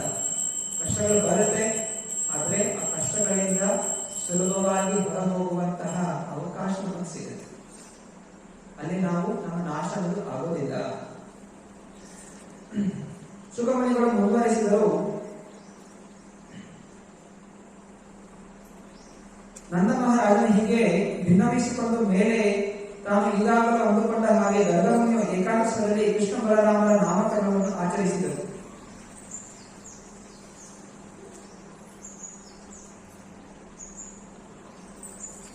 ಹೀಗೆ ಶ್ರೀ ಗರ್ಗ ಉವಾಚ ಅಯಂ ಹಿ ರೋಹಿಣಿ ಪುತ್ರೋ ರಮಯನ್ ಸುಹೃದೋ ಗುಣೈಃ ಆಖ್ಯಾಸ್ಯತೆ ರಾಮ ಇತಿ ಬಾಲಾಧಿಕ್ಯಾದ್ಬಲಂ ವಿದುಃ ಯದು ನಾಮಾಕೃತತ್ವಾತ್ ಸಂಕರ್ಷಣಾನುಷ್ಣತ್ಯಪಿ. ಗರ್ಗಮುನಿಯು ಹೇಳಿದರು, ರೋಹಿಣಿಯ ಮಗನಾದ ಈ ಮಗು ಬಂಧು ಮಿತ್ರರಿಗೆಲ್ಲ ತನ್ನ ಲೋಕೋತ್ತರ ಲಕ್ಷಣಗಳಿಂದ ಸಂತೋಷ ನೀಡುತ್ತಾನೆ. ಆದ್ದರಿಂದ ಅವನು ರಾಮನೆಂದು ಹೆಸರಾಗುತ್ತಾನೆ. ಅಸಾಧಾರಣ ದೇಹಗಳನ್ನು ತೋರುವುದರಿಂದ ಬಲ ಎಂದು ಕರೆಸಿಕೊಳ್ಳುತ್ತಾನೆ. ಅಲ್ಲದೆ ವಸುದೇವ ಮತ್ತು ನಂದ ಮಹಾರಾಜರ ಇವರಿಬ್ಬರ ಕುಟುಂಬಗಳನ್ನು ಒಂದುಗೂಡಿಸುವುದರಿಂದ ಸಂಕರ್ಷಣವೆಂದು ಪ್ರಸಿದ್ಧನಾಗುತ್ತಾನೆ. ಗರ್ಗಮುನಿ ಹೇಳಿದ್ರು, ಈ ಮಗು ರೋಹಿಣಿಗೆ ಹುಟ್ಟಿದಂತಹ ಮಗು ಇದು ಲೋಕೋತ್ತರ ಲಕ್ಷಣ ಸಂತೋಷ ನೀಡುತ್ತಾನೆ. ಯಾರು ಸಂತೋಷ ನೀಡುತ್ತಾರೋ ಅವನು ರಾಮ. ರಮಂತೆ ರಾಮ, ಸಂತೋಷ ಎಲ್ಲಾ ಜೀವಿಗಳಿಗೂ ಸಂತೋಷ ಕೊಡುವಂತಹ ಏಕೈಕ ವ್ಯಕ್ತಿ ರಾಮ. ಅದು ಯಾರು? ಬಲರಾಮ. ಸ್ವಯಂ ಕೃಷ್ಣನ ವಿಸ್ತರಣೆಯೇ ಬಲರಾಮ. ಹಾಗೂ ಬಲವನ್ನು ಕೊಡುತ್ತಾನೆ. ಯಾವುದಕ್ಕೆ ಬಲ ಕೊಡುತ್ತಾನೆ? ಕೃಷ್ಣ ಸೇವೆ ಮಾಡಲಿಕ್ಕೆ ಬಲ ಕೊಡುತ್ತಾನೆ. ಕೃಷ್ಣ ಸೇವೆಗೂ ಬಲ ಬೇಕು. ಯಾವ ರೀತಿ ಬಲ ಬೇಕು? ಸತ್ಯ, ಶುಚಿ, ತಪಸ್ಯ, ಇದಕ್ಕೆಲ್ಲ ಬಲ ಬೇಕು. ಎಲ್ಲರೂ ತಪಸ್ಸೆ ಮಾಡ್ಲಿಕ್ಕಾಗೋದಿಲ್ಲ, ಏಕಾದಶಿ ಎಲ್ಲರೂ ಮಾಡಕ್ಕಾಗೋದಿಲ್ಲ, ಎಲ್ಲರೂ ಯಾವ ಸ್ಥಿತಿ ನೋಡ್ಲಿಕ್ಕಾಗೋದಿಲ್ಲ. ಯಾಕೋಸ್ಕರ? ಆಧ್ಯಾತ್ಮಿಕ ಬಲ ಇಲ್ಲ. ಆಧ್ಯಾತ್ಮಿಕ ಬಲ ಬೇಕು ಅಂತ ಹೇಳಿದ್ರೆ ಬಲರಾಮನ ಕೃಪೆ ಬೇಕು. ಅದರಿಂದ ಬಲರಾಮ ನಮಗೆ ಆಧ್ಯಾತ್ಮಿಕ ಕೃಷ್ಣನ ಸೇವೆ ಮಾಡಲಿಕ್ಕೆ ಶಕ್ತಿ ಕೊಡೋದ್ರಿಂದ ಬಲದೇವ ಎಂದು ವಿಖ್ಯಾತಿ ಪಡಿತಾರೆ. ಅದು ಆನಂದ ಪ್ರದಾನ ಮಾಡ್ತಾನೆ. ಹಾಗೂ ಸಂಕರ್ಷಣ ಅಂದ್ರೆ ಈ ಯದುವಂಶ ಹಾಗೂ ಕೃಷ್ಣಿ ವಂಶ ಇವರೆಲ್ಲರೂ ಜೋಡಿಸಿದ ಕಾರಣ ಸಂಕರ್ಷಣ ಎಂದು ಪ್ರಸಿದ್ಧನಾಗುತ್ತಾನೆ. ಇದೆಲ್ಲವೂ ಅವನ ಮೂಲ ರೂಪಗಳೇ, ಮೂಲ ಹೆಸರುಗಳು. ಅದು ಭಗವತ್ ಇಲ್ಲಿ ಭೌತಿಕ ಜಗತ್ತನ್ನು ಅವತರಿಸಿದಾಗ ಈ ಒಂದು ಕಾರಣಗಳನ್ನು ಕೊಡ್ತಾ ಇದೆ. ಮೂಲವಾಗಿ ಅದು ಬಲರಾಮನೇ. ನಿನ್ನ ಮಗ ಕೃಷ್ಣನು ಪ್ರತಿಯೊಂದು ಯುಗದಲ್ಲಿಯೂ ಅವತಾರ ತಾಳುತ್ತಾನೆ. ಹಿಂದೆ ಬಿಳಿ, ಕೆಂಪು ಮತ್ತು ಹಳದಿ 3 ವರ್ಣಗಳನ್ನು ಅವನು ಧರಿಸಿದ್ದ. ಈಗ ಕೃಷ್ಣ ವರ್ಣದವನಾಗಿದ್ದಾನೆ. ಗರ್ಗಮುನಿಗಳು ಹೇಳ್ತಾ ಇದ್ದಾರೆ, ನಿನಗೆ ಇನ್ನೊಂದು ಮಗು ಇದೆಯಲ್ಲ, ಕಪ್ಪು ಬಣ್ಣದ ಮಗು. ನಿನ್ನ ಈ ಸುಂದರ ಮಗು ಹಿಂದೆ ಹಲವಾರು ಉದ್ದೇಶಗಳಿಗಾಗಿ ವಸುದೇವನ ಮಗನಾಗಿ ಹುಟ್ಟಿದ. ಆದುದರಿಂದ ಪ್ರಾಜ್ಞರು ಕೆಲವೊಮ್ಮೆ ಈ ಮಗುವನ್ನು ವಾಸುದೇವ ಎಂದು ಕರೆಯುತ್ತಾರೆ. ನಿನ್ನ ಮಗನ ಲೋಕೋತ್ತರ ಗುಣ ಕಾರ್ಯಗಳಿಗನುಸಾರವಾಗಿ ಅವನಿಗೆ ನಾನಾ ರೂಪಗಳು, ಹೆಸರುಗಳು ಇವೆ. ಇವು ನನಗೆ ಗೊತ್ತು, ಆದರೆ ಸಾಮಾನ್ಯ ಜನರಿಗೆ ಇವು ಅರ್ಥವಾಗುವಂತಹದ್ದಲ್ಲ. ಗೋಪ ಜನರ ದಿವ್ಯಾನಂದವನ್ನು ವೃತ್ತಿಪಡಿಸಿದ ಉದ್ದೇಶದಿಂದ ಈ ಮಗು ನಿಮಗೆಲ್ಲ ಯಾವಾಗಲೂ ಮಂಗಳಕರ ನಡೆದುಕೊಳ್ಳುವುದು. ಅವನ ಅನುಗ್ರಹದಿಂದ ನೀವು ಎಲ್ಲಾ ಕಷ್ಟಗಳನ್ನು ದಾಟುವಿರಿ. ಹೇ ನಂದ ಮಹಾರಾಜನೇ, ಚರಿತ್ರೆಯ ಪ್ರಕಾರ ಹಿಂದೊಮ್ಮೆ ಆಡಳಿತವು ಅಸಮರ್ಥವೂ ಅಕ್ರಮವೂ ಆಗಿ ಇಂದ್ರನು ಪದಚ್ಯುತನಾದಾಗ ಜನರನ್ನು ಬಿಡಿಸಿ ಸಂಕಟಪಡಿಸುತ್ತಿದ್ದರು. ಆಗ ಈ ಮಗುವು ಜನರಕ್ಷಣೆ ಮತ್ತು ಉದ್ಧಾರಕ್ಕಾಗಿ ಆವಿರ್ಭವಿಸಿ ಕಳ್ಳರನ್ನು ಪುಂಡರನ್ನು ಅಡಗಿಸಿತು.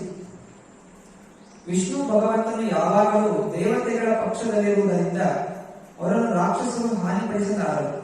ಅದೇ ರೀತಿ ವ್ಯಕ್ತಿಯೇ ಆಗಲಿ ಸಮುದಾಯವೇ ಆಗಲಿ ಕೃಷ್ಣಾಸಕ್ತವಾಗಿದ್ದರೆ ಅತ್ಯಂತ ಭಾಗ್ಯಶಾಲಿಗಳಾಗಿರುತ್ತಾರೆ. ಏಕೆಂದರೆ ಕೃಷ್ಣನಿಗೆ ಅತ್ಯಂತ ಪ್ರಿಯರಾದ ಅವರನ್ನು ಕಂಸದ ಅನುಚರ ರಾಕ್ಷಸರಾಗಲಿ ಸೋಲಿಸಲು ಸಾಧ್ಯವಿಲ್ಲ. ನಂದ ಮಹಾರಾಜನೇ, ನಿಶ್ಚಯವಾಗಿಯೂ ಹೇಳುವುದಾದರೆ ಈಗ ನಿನ್ನ ಮಗುವು ನಾರಾಯಣನಿಗೆ ಸಮಾನ. ಅವನು ಲೋಕೋತ್ತರ ಗುಣಗಳಲ್ಲಿ, ಸಂಪನ್ನತೆಯಲ್ಲಿ, ಯಶಸ್ಸು ಪ್ರಭಾವಗಳಲ್ಲಿ ನಾರಾಯಣನ ಯಥಾರೂಪವೇ ಆಗಿರುತ್ತಾನೆ. ಈ ಮಗುವನ್ನು ಜಾಗರೂಕತೆಯಿಂದ ಅತಿ ಲಕ್ಷ್ಯವಿರಿಸಿ ನೀವು ಬೆಳೆಸಬೇಕು. ಗರ್ಗಮುನಿಗಳು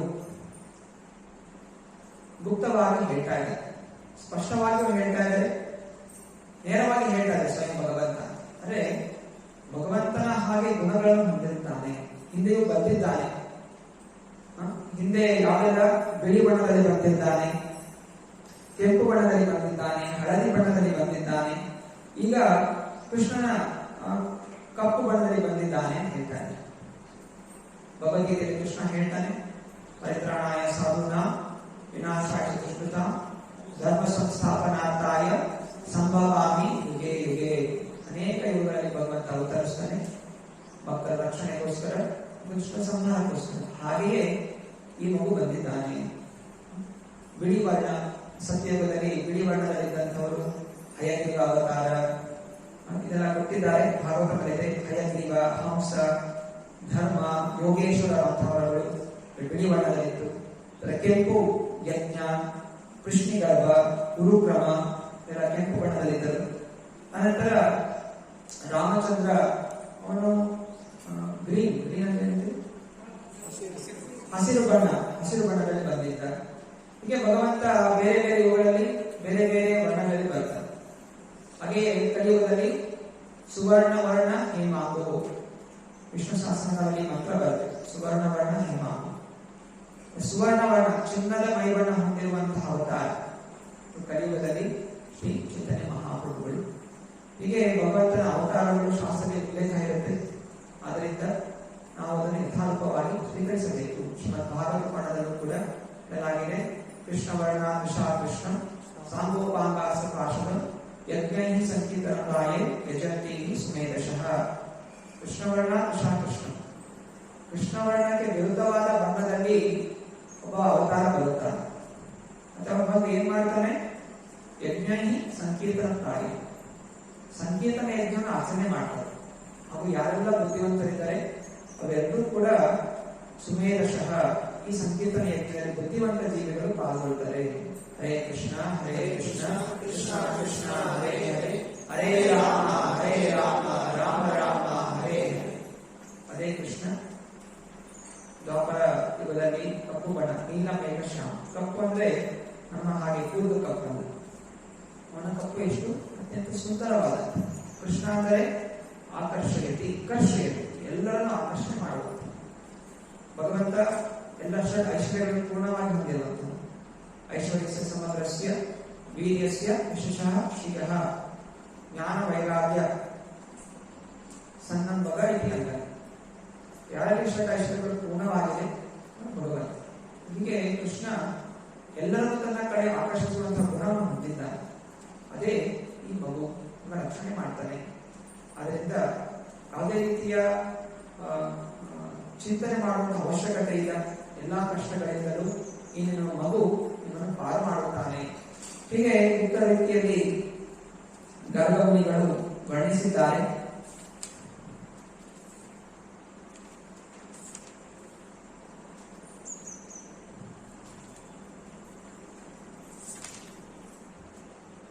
ಶ್ರೀಶುಕ ಉವಾಚ ಇತ್ಯಾತ್ಮನಂ ಸಮಾದಿಶ್ಯ ಗರ್ಗೇ ಚ ಸ್ವಗೃಹಂ ಗತೆ ನಂದಃ ಪ್ರಮುದಿತೋ ಮೇನೆ ಆತ್ಮಾನಂ ಪೂರ್ಣಮಾಶಿಷಾಂ.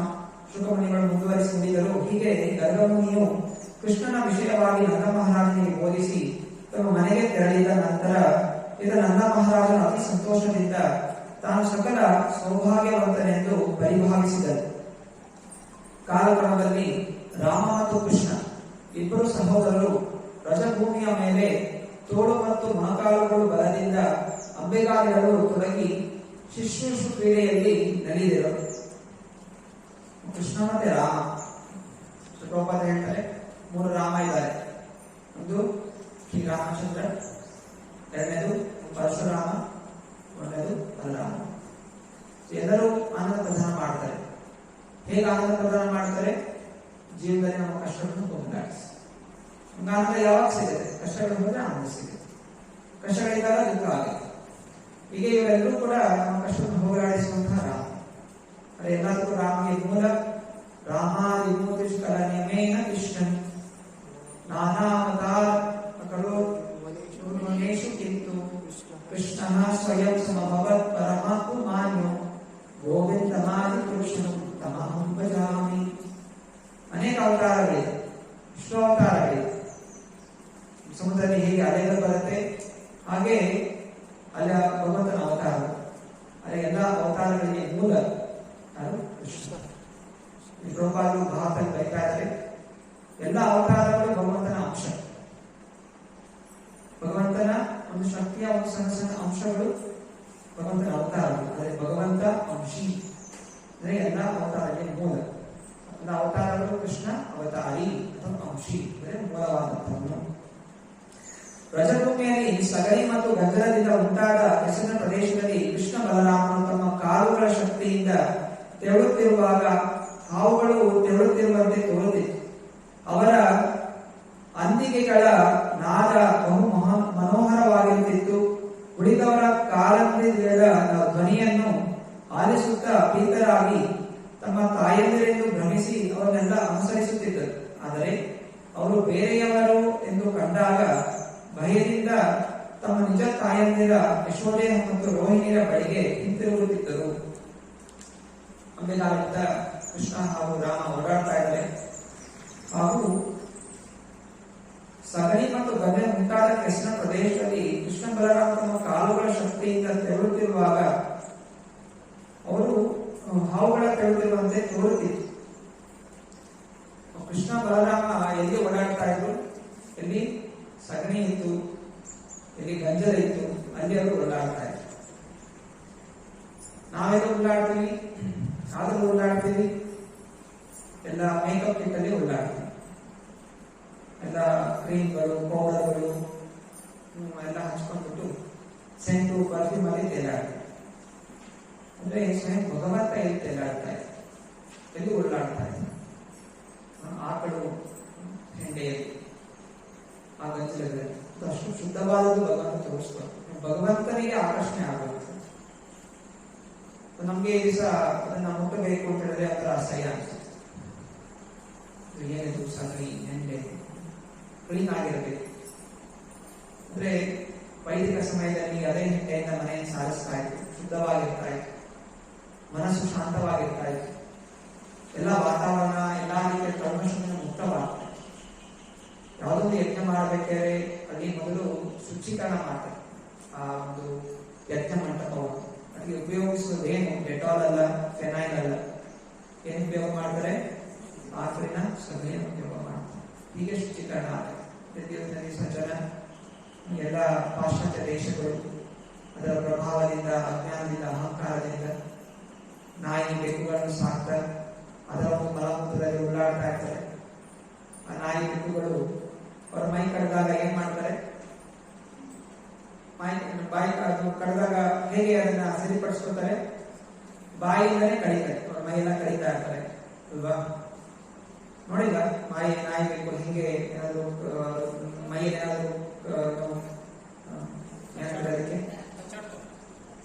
ಕಚ್ಚಾಡೋದಲ್ಲ, ಅದು ಕೆರೆತ ಆಗುತ್ತಲ್ಲ,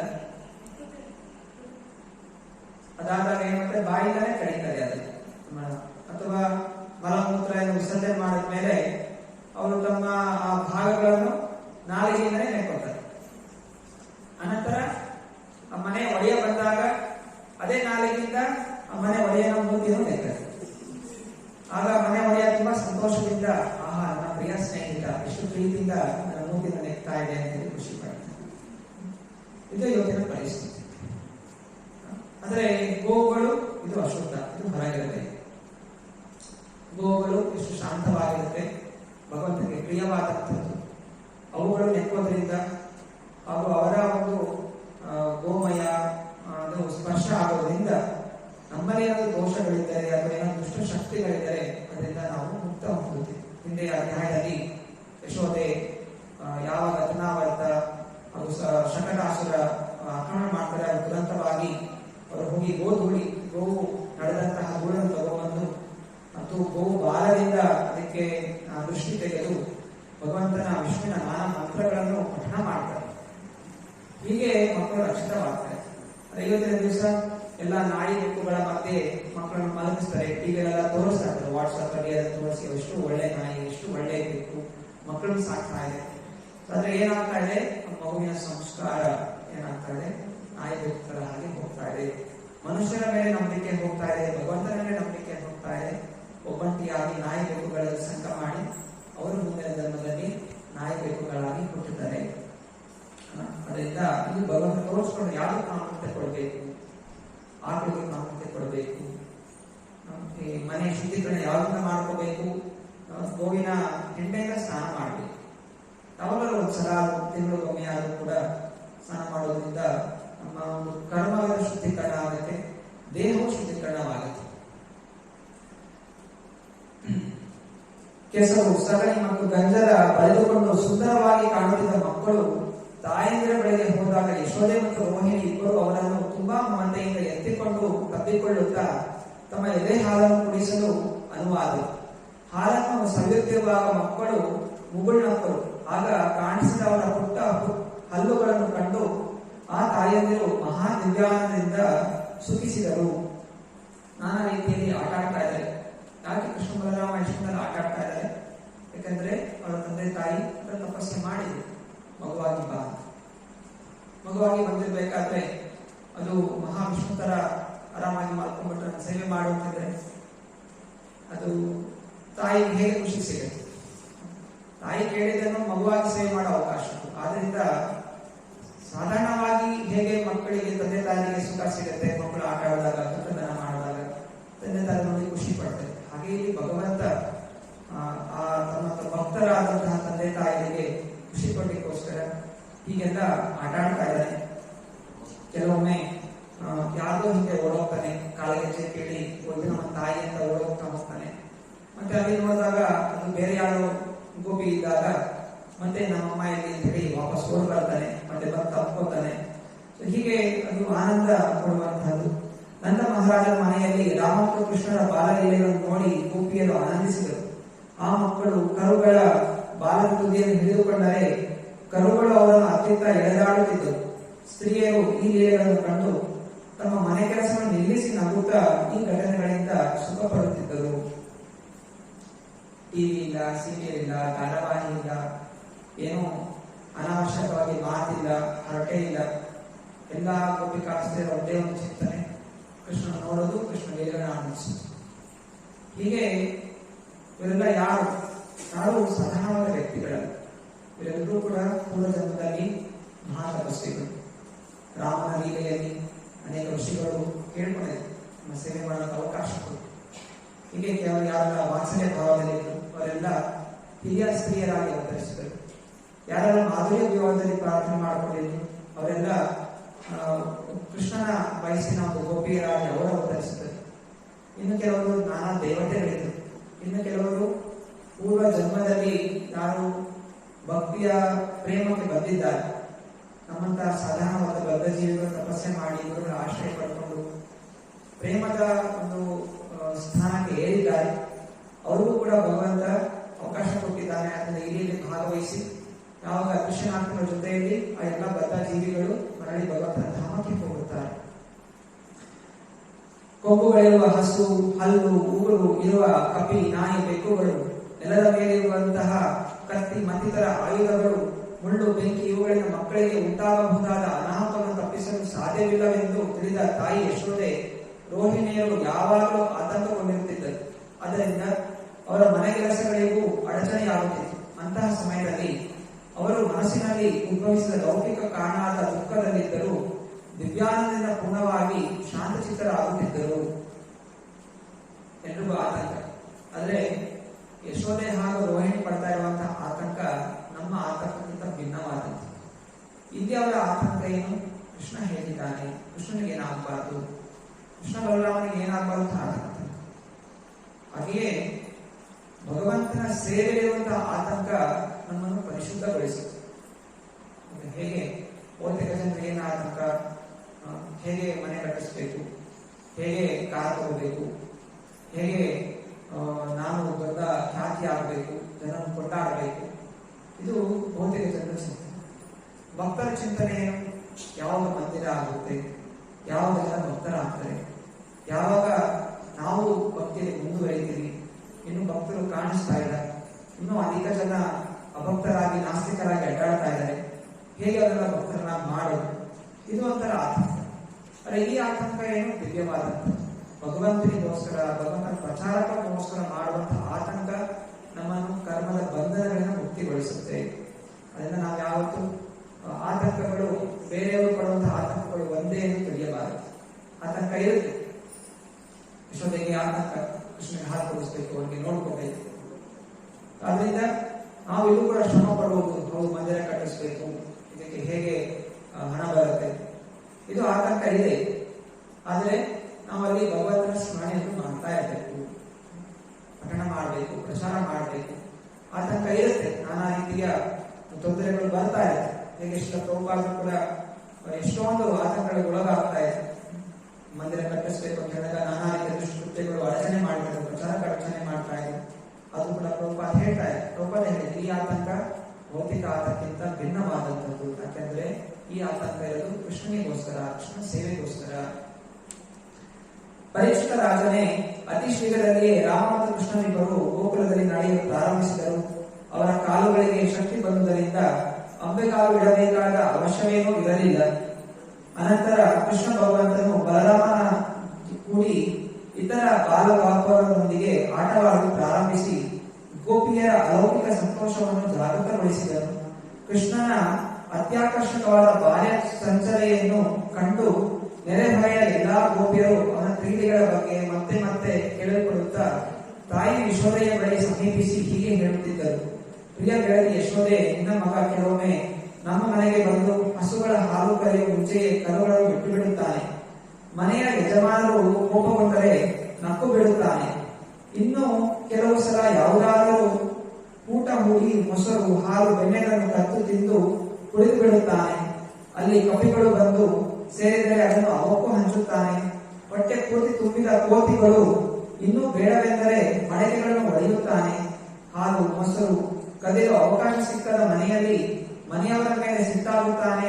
ಇದಕ್ಕೆ ಪ್ರತಿಯಾಗಿ ಚಿಕ್ಕ ಮಕ್ಕಳನ್ನು ಚೀವಿಟಿ ರೇಗಿಸುತ್ತಾನೆ.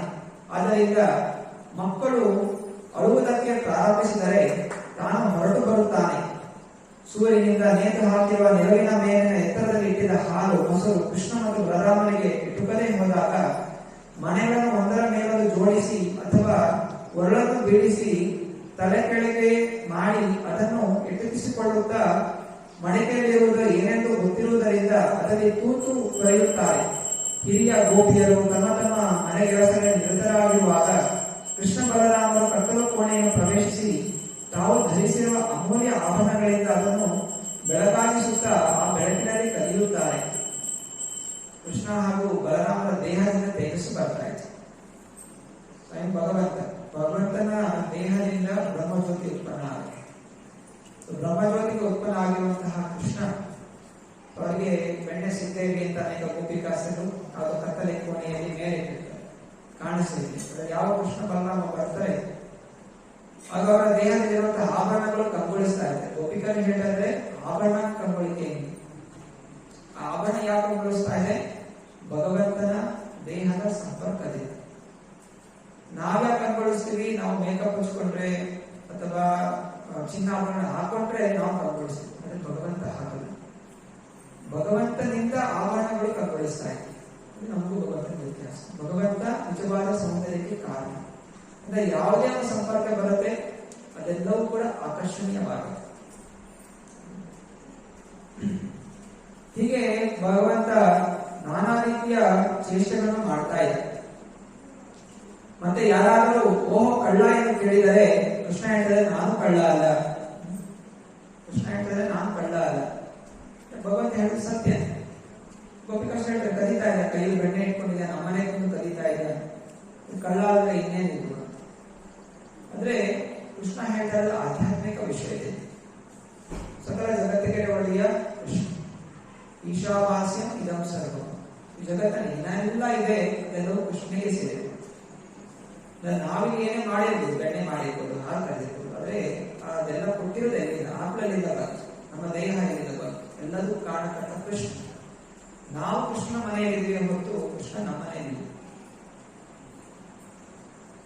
ನಾವೇನ್ ಮಾಡ್ತಾ ಇದ್ವಿ? ಕೃಷ್ಣ ಮನೆಯಲ್ಲೇ ಸೇರ್ಕೊಂಡ್ಬಿಟ್ಟು ಅವನು ಕೊಟ್ಟಿದ್ದ ವಸ್ತುಗಳನ್ನೆಲ್ಲ ಸಂಗ್ರಹ ಮಾಡಿಕೊಂಡು ಇದು ನಂದು ಅಂತ ಹೇಳ್ತಾರೆ. ಹೀಗೆ ಆಚಾರ್ಯರು ನಮ್ಮ ಚಿಂತನೆ ಸರಿಪಡಿಸ್ಕೋಬೇಕು. ನಿಜವಾಗಿ ಕಳ್ಳರು ಯಾರು? ನಾವು. ಯಾಕೆ ಕಳ್ಳರು ನಾವು? ಭಗವಂತನ ಐಶ್ವರ್ಯವನ್ನು ಕಿತ್ಕೊಂಡ್ಬಿಟ್ಟು ನಂದು ಅಂತ ಹೇಳ್ತಾರೆ. ನಾನ್ ದಾನ ಮಾಡಿದ್ದೀನಿ ಅಂತ ಹೇಳ್ತಾರೆ.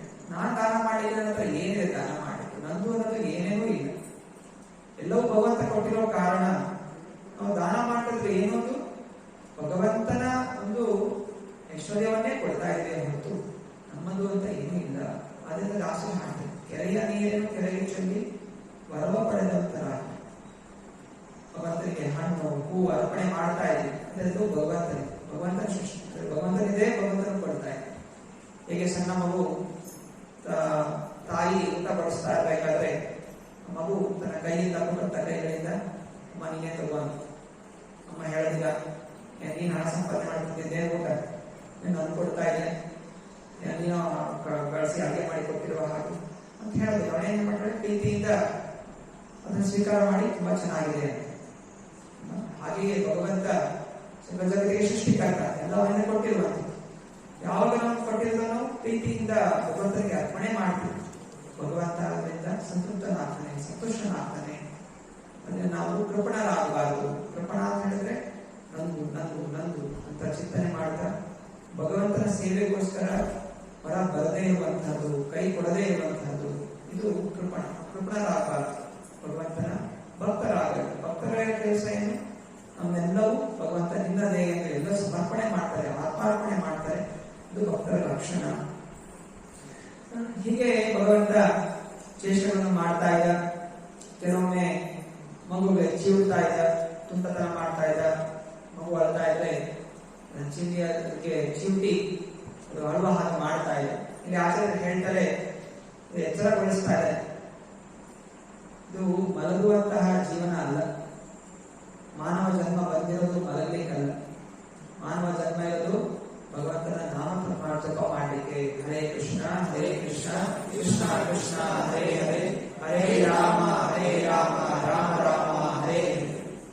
ಆಚಾರ್ಯರು ಹಾಡ್ತಾರೆ, ಜೀವ ಜಾಗೋ ಜೀವ ಜಾಗೋ ಗೌರಚಂದ್ರ ಗೋಧೆ ಕೊಥಾ ನಿದ್ರಯಾವೋ ಮಾಯ ಪಿಶಾಚಿ ತಗೋಧೆ. ನಿದ್ರೆ ಅಂದ್ರೆ ಪಿಶಾಚಿ ಇದ್ದಾಗ. ನಿದ್ದೆ ಹೋಗ್ಬಿಟ್ರೆ ನಮಗೆ ನಿಜವಾದ ಅರ್ಥ ನಮಗೆ ಮರ್ತು ಹೋಗ್ಬಿಡುತ್ತೆ. ಸಕಲ ಜಗತ್ತಲ್ಲಿ ಏನೇನು ಆಗ್ತಾ ಎಲ್ಲ ಮರ್ತು ಹೋಗ್ಬಿಟ್ಟೆ ಅಜ್ಞಾನದಲ್ಲಿ ನಾವು ಬಿದ್ದೋಗಿರ್ತೀವಿ. ಎಚ್ಚರಗೊಳ್ಳಿ. ಜೀವಾತ್ಮ ಯಾವತ್ತೂ ನಿದ್ರಾವಸ್ಥೆಗೆ ಹೋಗೋದಿಲ್ಲ. ಜೀವಾತ್ಮ ಚೇತನ, ಯಾವಾಗಲೂ ಎಚ್ಚರವಾಗಿರುತ್ತೆ. ಅದರಿಂದ ಭಗವಂತ ಇಲ್ಲಿ ತೋರಿಸ್ಕೊಡ್ತಾ ಇರುವಂತದ್ದು, ಎಚ್ಚರಗೊಳ್ಳಲು ಮನುಷ್ಯನಾಗಿ ಹುಟ್ಟಿದ್ಯಾ, ಇಂದು ನಿದ್ರೆ ಮಾಡ್ತಾ ಇರಬೇಡ. ತಾಯಿಯರು ಅದಕ್ಕೆ ತಿನ್ಸೋದು ಮಲಗಿಸೋದು, ತಿನ್ಸೋದು ಮಲಗಿಸೋದು. ದೊಡ್ಡವನಾದ್ಮೇಲೆ ಮತ್ತೆ ಮಲಗಿದ್ರೆ ಯಾಕೆ ಮಲಗ್ತಾ ಇದ್ದ ಅಂತ ಅಭ್ಯಾಸ ಮಾಡೋದೇನೋ ಆಗುತ್ತೆ. ಅವನು ತಿನ್ನೋದು ಮಲಗಿಸೋದು ಮಾಡ್ತಾ ಇರ್ತಾರೆ. ಆಮೇಲೆ ಹಂಗೆ ಅಭ್ಯಾಸ ಆದಾಗ ಮತ್ತೆ ಹೋಗಿ ಕೆಲಸ ಮಾಡಿದ್ರೆ ಮೇಲೆ ಕೆಲಸ ಮಾಡ್ತಾರೆ, ಕೆಲಸ ನಿದ್ರೆ ಮಾಡ್ತಾರೆ. ಹೀಗೆ ಎಚ್ಚರಗೊಳಿಸ್ಬೇಕು. ಸಣ್ಣ ಮಕ್ಕಳಾಗಿರ್ಬೇಕಾದ್ರೆ ಮಕ್ಕಳಿಗೆ ತಪಸ್ಸೆ ಮಾಡೋದು ಹೇಳ್ಕೊಡ್ಬೇಕು. ಬೆಳಗ್ಗೆ ಹೇಳ್ಬೇಕು, ಮುಂಜಾನೆ ಸಮಯ ಮಕ್ಕಳಿರಲಿ ದೊಡ್ಡವರಿರಲಿ ಬ್ರಹ್ಮಮುಹೂರ್ತದಲ್ಲಿ ಹೇಳ್ಬೇಕು, ಭಗವಂತನ ತಪಸ್ಸೆ ಮಾಡಬೇಕು. ಕಷ್ಟ ಆಗ್ಬೋದು, ಆದ್ರೆ ಮುಂದೆ ಆ ಶಿಶುವಿಗೆ ಒಳ್ಳೇದಾಗುತ್ತೆ. ಜೀವಾತ್ಮ ಅವರೇ ತಪಸ್ಸೆ ಮಾಡ್ಲಿಕ್ಕಾಗುತ್ತೆ. ವಯಸ್ಸಾಗ್ತಾ ಇದ್ದಾಗ ಏನ್ ಮಾಡಕ್ಕಾಗುತ್ತೆ? ಎದ್ದೇಳ್ಬೇಕು ಅಂದ್ರೂ ಕೂಡ ದೇಹ ಎದ್ದೇಳಲಿಕ್ಕೆ ಬಿಡೋದಿಲ್ಲ. ಏನೋ ಒಂದು ಸಂತಾನ ಇರುತ್ತೆ, ಇನ್ನೊಂದು ಕಂಪನ ಇರುತ್ತೆ, ಇನ್ನೊಂದು ತಲೆ ಇರುತ್ತೆ. ಕಷ್ಟಗಳು ಬರ್ತಾ ಇರ್ತದೆ. ತಪಸ್ಸೆ ಮಾಡೋ ವಯಸ್ಸೇನು ಸಣ್ಣ ಮಕ್ಕಳಿಂದ ಶುರು ಮಾಡ್ಕೋಬೇಕು. ಆಗ ಆ ಶಕ್ತಿಯಿಂದ ಆರೋಗ್ಯ 100 ವರ್ಷಗಳ ತನಕ ಇದೆ. ಹೇಗೆ ಮುಂಚಿನ ಜನ ಅಷ್ಟು ಕಷ್ಟಪಡ್ತಾರೆ, ದುಡಿತಾ ಇದ್ರು. ಅದರಿಂದ 100 ವರ್ಷ ತನಕ ಯಾವುದೇ ಆಸ್ಪತ್ರೆಗೆ ಹೋಗ್ತಾ ಇಲ್ಲ, ಯಾವುದೇ ಕಷ್ಟಗಳು ಇರ್ತಾ ಇಲ್ಲ, ಸೌಂದರ್ಯಗಳು ಇರ್ತಾ ಇತ್ತು, ಆರೋಗ್ಯವಾಗಿರ್ತಾ ಇದ್ರು, ಅವು ಆನಂದವಾಗಿರ್ತಾ ಇದ್ರು. ದಿವಸ ಆರೋಗ್ಯವೂ ಇಲ್ಲ, ಆನಂದವೂ ಇಲ್ಲ, ಹೀಗೆ ಕಷ್ಟವನ್ನು ನಾವು ಪಡ್ತಾ ಇದ್ವಿ.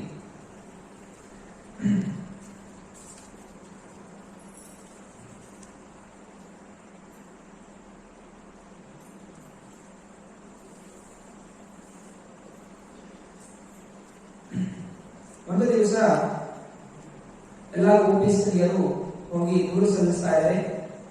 ತಾಯಿಯೇ, ಕೃಷ್ಣನ ಮನನ್ನು ತುಂಬಿದ್ದಾನೆ. ಕೃಷ್ಣನ ಒಡನಾಟಿಗಳಿಂದ ಇದನ್ನು ತಿಳಿದಾಗ ಅವನ ಕುಶಲದ ಬಗ್ಗೆ ಸದಾ ಕಾತರಳಾಗಿದ್ದ ತಾಯಿ ಯಶೋದೆ ಬಾಯಿ ತೆರೆದು ನೋಡಿ ದಂಡಿಸಲೆಂದು ಕೃಷ್ಣನನ್ನು ಕೈಗೆತ್ತಿಕೊಂಡಳು. ಭಯ ತುಂಬಿದ ಕಣ್ಣುಗಳಿಂದ ನೋಡುತ್ತಾ ಮಗನನ್ನು ಕುರಿತು ಹೀಗೆಂದರು: ಕಸ್ಮಾನ್ ಧಮದಾಂತಾತ್ಮನ್ ಭವಾನ್ ಪಕ್ಷಿ ತವಾನ್ ವದಂತಿ ತಾವಕಾಹ್ಯತೆ ಕುಮಾರಸ್ತೆ ಅಗ್ರಜೋ ಪ್ರಿಯಂ.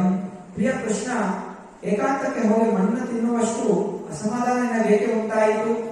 ನಿನ್ನ ಅಣ್ಣ ಬಲರಾಮ ಅಲ್ಲದೆ ನಿನ್ನ ಎಲ್ಲ ಸಂಗಾತಿಗಳು ಇಂತಹ ದೂರು ತಂದಿದ್ದಾರಲ್ಲ, ಇದು ಹೇಗಾಯಿತು? ಶ್ರೀಕೃಷ್ಣ ಭಗವಂತನು ಮತ್ತೆ ಉತ್ತರಿಸಿದನು: ನಾಹಂ ಪಕ್ಷಿ ತವ ಅನಂತ ಸರ್ವೇ ಮಿಥ್ಯಾಭಿಶಂಸಿನಃ ಯದಿ ಸತ್ಯ ಗಿರಸ್ತ್ರೇಹ ಸಮಕ್ಷಂ ಪಶ್ಚಮೇ ಮುಖಂ. ನನ್ನ ಪ್ರಿಯಳಾದ ತಾಯಿಯೇ, ನಾನೆಂದಿಗೂ ಮಣ್ಣು ತಿನ್ನೋದಿಲ್ಲ. ನನ್ನ ಮೇಲೆ ದೂರು ಹೇಳಿರುವ ಈ ಸ್ನೇಹಿತರೆಲ್ಲ ಸುಳ್ಳರು. ಅವರು ನಿಜ ಹೇಳುತ್ತಿದ್ದಾರೆಂದು ನಿನಗನ್ನಿಸಿದರೆ ನನ್ನ ಬಾಯೊಳಗೆ ನೋಡು, ಶೋಧಿಸಬಹುದಲ್ಲ. ತಾಯಿ ಯಶೋದೆ ಆಗ ಪ್ರಶ್ನಾರ್ಥಕವಾಗಿ, ನೀನು ಮಣ್ಣು ತಿಂದಿಲ್ಲ ತಾನೆ? ಹಾಗಾದರೆ ಅಗಲವಾಗಿ ಬಾಯಿ ತೆರೆ ಎಂದು ಕೃಷ್ಣನನ್ನು ಎದುರಿಸಿದಳು. ನಂದ ಮಹಾರಾಜ ಯಶೋದೆಯರ ಮಗ ಕೃಷ್ಣ ತಾಯಿ ಹೀಗೆ ಕೇಳಿದಾಗ ಮಾನವ ಶಿಶುವಿನಂತೆ ಆಟಕ್ಕೆಂದು ತೋರಿಸಲು ಬಾಯಿ ತೆರೆದ.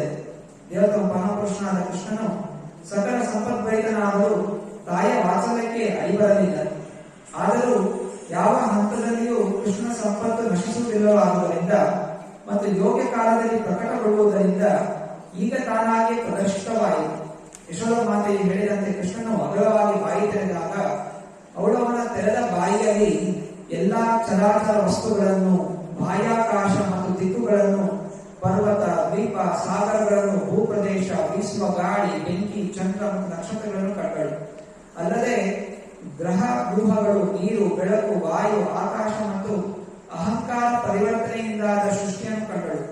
ಇಂದ್ರಿಯಗಳು, ಮನಸ್ಸು, ಇಂದ್ರಿಯ ದೃಷ್ಟಿ ಮತ್ತು ಸಾತ್ವಿಕ, ತಾಮಸಿಕ, ರಾಜಸಿಕಗಳೆಂಬ ತ್ರಿಗುಣಗಳನ್ನು ಕಂಡಳು.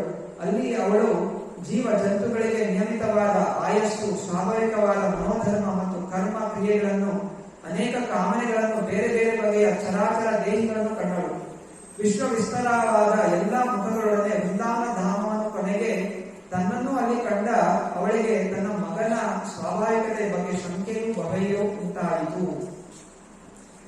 ತಾಯಿ ಮನಸ್ಸಲ್ಲಿ ಕೃಷ್ಣನ ಬಾಯಲ್ಲಿ ಸಕಲ ಜಗತ್ತು ಕಾಣ್ತಾ ಇದೆ. ವಿಶ್ವರೂಪ ಹೇಗೆ ಅರ್ಜುನಿಗೆ ತೋರಿಸಿದನೋ ಹೀಗೆ ತಾಯಿ ಯಶೋದೆಗೆ ಕೃಷ್ಣ ಬಾಯಲ್ಲಿ ಸಕಲ ಜಗತ್ತನ್ನು ತೋರಿಸ್ತಾ ಇದೆ. ಇದನ್ನು ನೋಡಿ ಯಶೋದೆಗೆ ಭಯ ಆಯಿತು, ಅವರಿಗೆ ಎಚ್ಚರಿಕೆ ಆಯಿತು. ಇದು ಕನಸೆ ಅಥವಾ ಬಹಿರಂಗ ಶಕ್ತಿ ಸೃಷ್ಟಿಸುವ ಕ್ರಾಂತಿಯೇ? ಇದನ್ನು ಬುದ್ಧಿಶಕ್ತಿಯೇ ಪ್ರಕಟಪಡಿಸಿದ ಸಂಗತಿಯೇ ಅಥವಾ ನನ್ನ ಮಗುವಿನ ಯೋಗ ಸಿದ್ಧಿಯೇ? ಆದುದರಿಂದ ದೇವತ ಪರಮಪುರುಷನಿಗೆ ಶರಣಾಗುತ್ತಾ ನಾನು ನನ್ನ ನಮಸ್ಕಾರವನ್ನು ಸಮರ್ಪಿಸುತ್ತೇನೆ. ಅವನು ಮಾನವ ಊಹಾತ್ಮಕ ಕಲ್ಪನೆಗೆ, ಮನಸ್ಸು, ಕ್ರಿಯೆಯ, ಭಾಷೆ ಮತ್ತು ಜಿಜ್ಞಾಸೆಗೆ ಅತೀತನು. ಈ ವಿಶ್ವ ವಿಸ್ತಾರದ ಮೂಲ ಕಾರಣನು. ಇಡೀ ವಿಶ್ವದ ಅರ್ಥ ಅವನ ಮೂಲಕವೇ ಸ್ಫುರಿಸುತ್ತದೆ. ಅದರ ಸ್ಥಿತಿ ಅವನಿಂದಲೇ ಕಾಯ್ದಿಡಪಡುತ್ತದೆ. ನನ್ನ ಊಹೆ, ಜ್ಞಾನ, ಚಿಂತನೆಗೆ ನಿಲುಕದ ಅವನಿಗೆ ನನ್ನ ನಮಸ್ಕಾರವನ್ನು ನಿಷ್ಕಪಟವಾಗಿ ಅರ್ಪಿಸುತ್ತೇನೆ. ಅವನು ನನ್ನ ಎಲ್ಲ ಪ್ರಾಪಂಚಿಕ ಕರ್ಮಗಳಿಗೆ ಮೀರಿದವನು. ಯಶೋಧ ಮಾತೆಗೆ ಭ್ರಮೆಯಾದಾಗ ಈಗ ಅವಳು ಗೊತ್ತಾಗ್ತಾರೆ ಏನಾಗ್ತಾ ಇದೆ, ನಿಜವಾಗಿಯೂ ಭಗವಂತನ ಶಕ್ತಿಯೋ ಅಥವಾ ದುಷ್ಟ ಶಕ್ತಿಯೋ ಯಾವುದರಿಂದ ಹೀಗೆ ಆಗ್ತಾ ಇದೆ ಎಂದು ಚಿಂತನೆ ಅವಳಿಗೆ ಆಗಿದಾಗ ತುರಂತವಾಗಿ ಸ್ಮರಿಸಿದೇನು, ಕೃಷ್ಣ ನನ್ನ ಕಾಪಾಡು. ಇಲ್ಲಿ ವಿಷ್ಣುವಿನ ಸ್ಮರಣೆ ಮಾಡ್ತಾರೆ. ಅದರಿಂದ ಯಾವಾಗಲೂ ಯಾರು ವಿಷ್ಣುನ ಸ್ಮರಣೆ ಮಾಡ್ಲಿಕ್ಕೆ ಸಾಧ್ಯ? ಶಾಸ್ತ್ರ ಹೇಳುತ್ತೆ ಅಂತೆ ನಾರಾಯಣ ಸ್ತುತಿ. ಅಂತ್ಯ ಬಂದಾಗ ನಾರಾಯಣ ಸ್ಮರಣೆ ಆಗಬೇಕು. ಅಂತ್ಯದಲ್ಲಿ ನಾರಾಯಣ ಸ್ಮರಣೆ ಯಾವಾಗ ಬರುತ್ತೆ? ಯಾವ ಜೀವನ ಪರ್ಯಂತ ನಾರಾಯಣ ಸ್ಮರಣೆ ಇರುತ್ತಾರೆ ಅವರಿಗೆ ನಾರಾಯಣ ಸ್ಮರಣೆ ಅನ್ನೋದು ಬರುತ್ತೆ. ಕಷ್ಟ ಬಂದಾಗ ಕೆಲವರು ಏನೋ ಒಂದು ನಾನು ಹಲ್ಲೆ ಮಾಡಿದಾಗ ಏನಂತೀವಿ? ಅಯ್ಯೋ ಕಾಪಾಡಿ. ಅಯ್ಯೋ ಅಂದ್ರೆ ಏನು? ಅದು ಅಮಂಗಳಮಯ, ದುಷ್ಟ ಚಿಂತನೆ. ಏನಾದ್ರೂ ಉಂಟಾದಾಗ ಅಪಘಾತ ಕೃಷ್ಣ ಕಾಪಾಡು ಅಂತ ಬರಬೇಕು. ಅದು ಯಾವಾಗ ಬರುತ್ತೆ? ಯಾವಾಗ ಕೃಷ್ಣನ ಚಿಂತನೆ ಸತತವಾಗಿ ಮಾಡ್ತಾ ಇರ್ತೀವಿ ಅವಾಗ ಕೃಷ್ಣ ಕಾಪಾಡು ಅಂತ ಬರುತ್ತೆ. ಇಲ್ಲಾಂದ್ರೆ ಅಯ್ಯೋ ಅವ್ರು ಕಾಪಾಡಿ ಇವ್ರು ಕಾಪಾಡಿ ಅಂತ ಇನ್ಯಾನೋ ನಾವು ಬಾಯಲ್ಲಿ ಚಿಂತನೆಗಳು ಬರುತ್ತೆ. ಅದರಿಂದ ಅಭ್ಯಾಸ ಮಾಡ್ಕೋಬೇಕು. ಭಗವಂತನ ಸ್ಮರಣೆ ಯಾವಾಗ ಆಗ್ಬೇಕು? ಏನೇ ಕಷ್ಟಗಳು ಬಂದಾಗ ತುರಂತ ಮನಸ್ಸಿಗೆ ಏನ್ ಬರಬೇಕು? ಕೃಷ್ಣ ನಮ್ಮನ್ನು ಕಾಪಾಡ್ತಾನೆ ಅಂತ ಬರಬೇಕು. ಅದನ್ನ ಬಿಟ್ಟು ನಾವು ಏನ್ ಮಾಡ್ತೀವಿ? ಯಾರಿಗೂ ಕರಿತೀವಿ, ಅವ್ರನ್ನ ಕರಿತೀವಿ, ನಮ್ಮನ್ನು ಕಾಪಾಡಿ ಅಂತ. ಈಗ ಯಶೋಧ ಯಾರನ್ನು ಕರೀಲಿಲ್ಲ, ತುರಂತ ಸ್ಮರಣೆ ಮುಂದೇನು ಕೃಷ್ಣ ಸ್ವಯಂ ಅದೇ ಕೃಷ್ಣ. ಅದೇ ಇಲ್ಲಿ ಅವಳು ಅಲ್ಲಿ ಪ್ರಾರ್ಥನೆ ಸಲ್ಲಿಸ್ತಾರೆ. ನಂದ ಮಹಾರಾಜನು ನನ್ನ ಪತಿ ಕೃಷ್ಣ, ನನ್ನ ಮಗ ನಂದ ಮಹಾರಾಜನ ರಾಣಿಯಾದ ನನಗೆ ಗೋಪಜನರು ಅವರ ಪತ್ನಿಯರೆಲ್ಲ ಪ್ರಜೆಗಳು ಈ ಎಲ್ಲ ಗೋ ಸಂಪತ್ತು ನನ್ನದು ಎಂದು ನಾನು ಭಗವಂತನ ಮಾಯೆ ಪ್ರಭಾವದ ತಪ್ಪಾಗಿ ಭಾವಿಸಿದ್ದೇನೆ. ವಾಸ್ತವವಾಗಿ ನಾನು ಯಾವಾಗಲೂ ಭಗವಂತನ ಅಧೀನಳು. ಅವನನ್ನ ಅಂತಿಮ ಆಶ್ರಯ.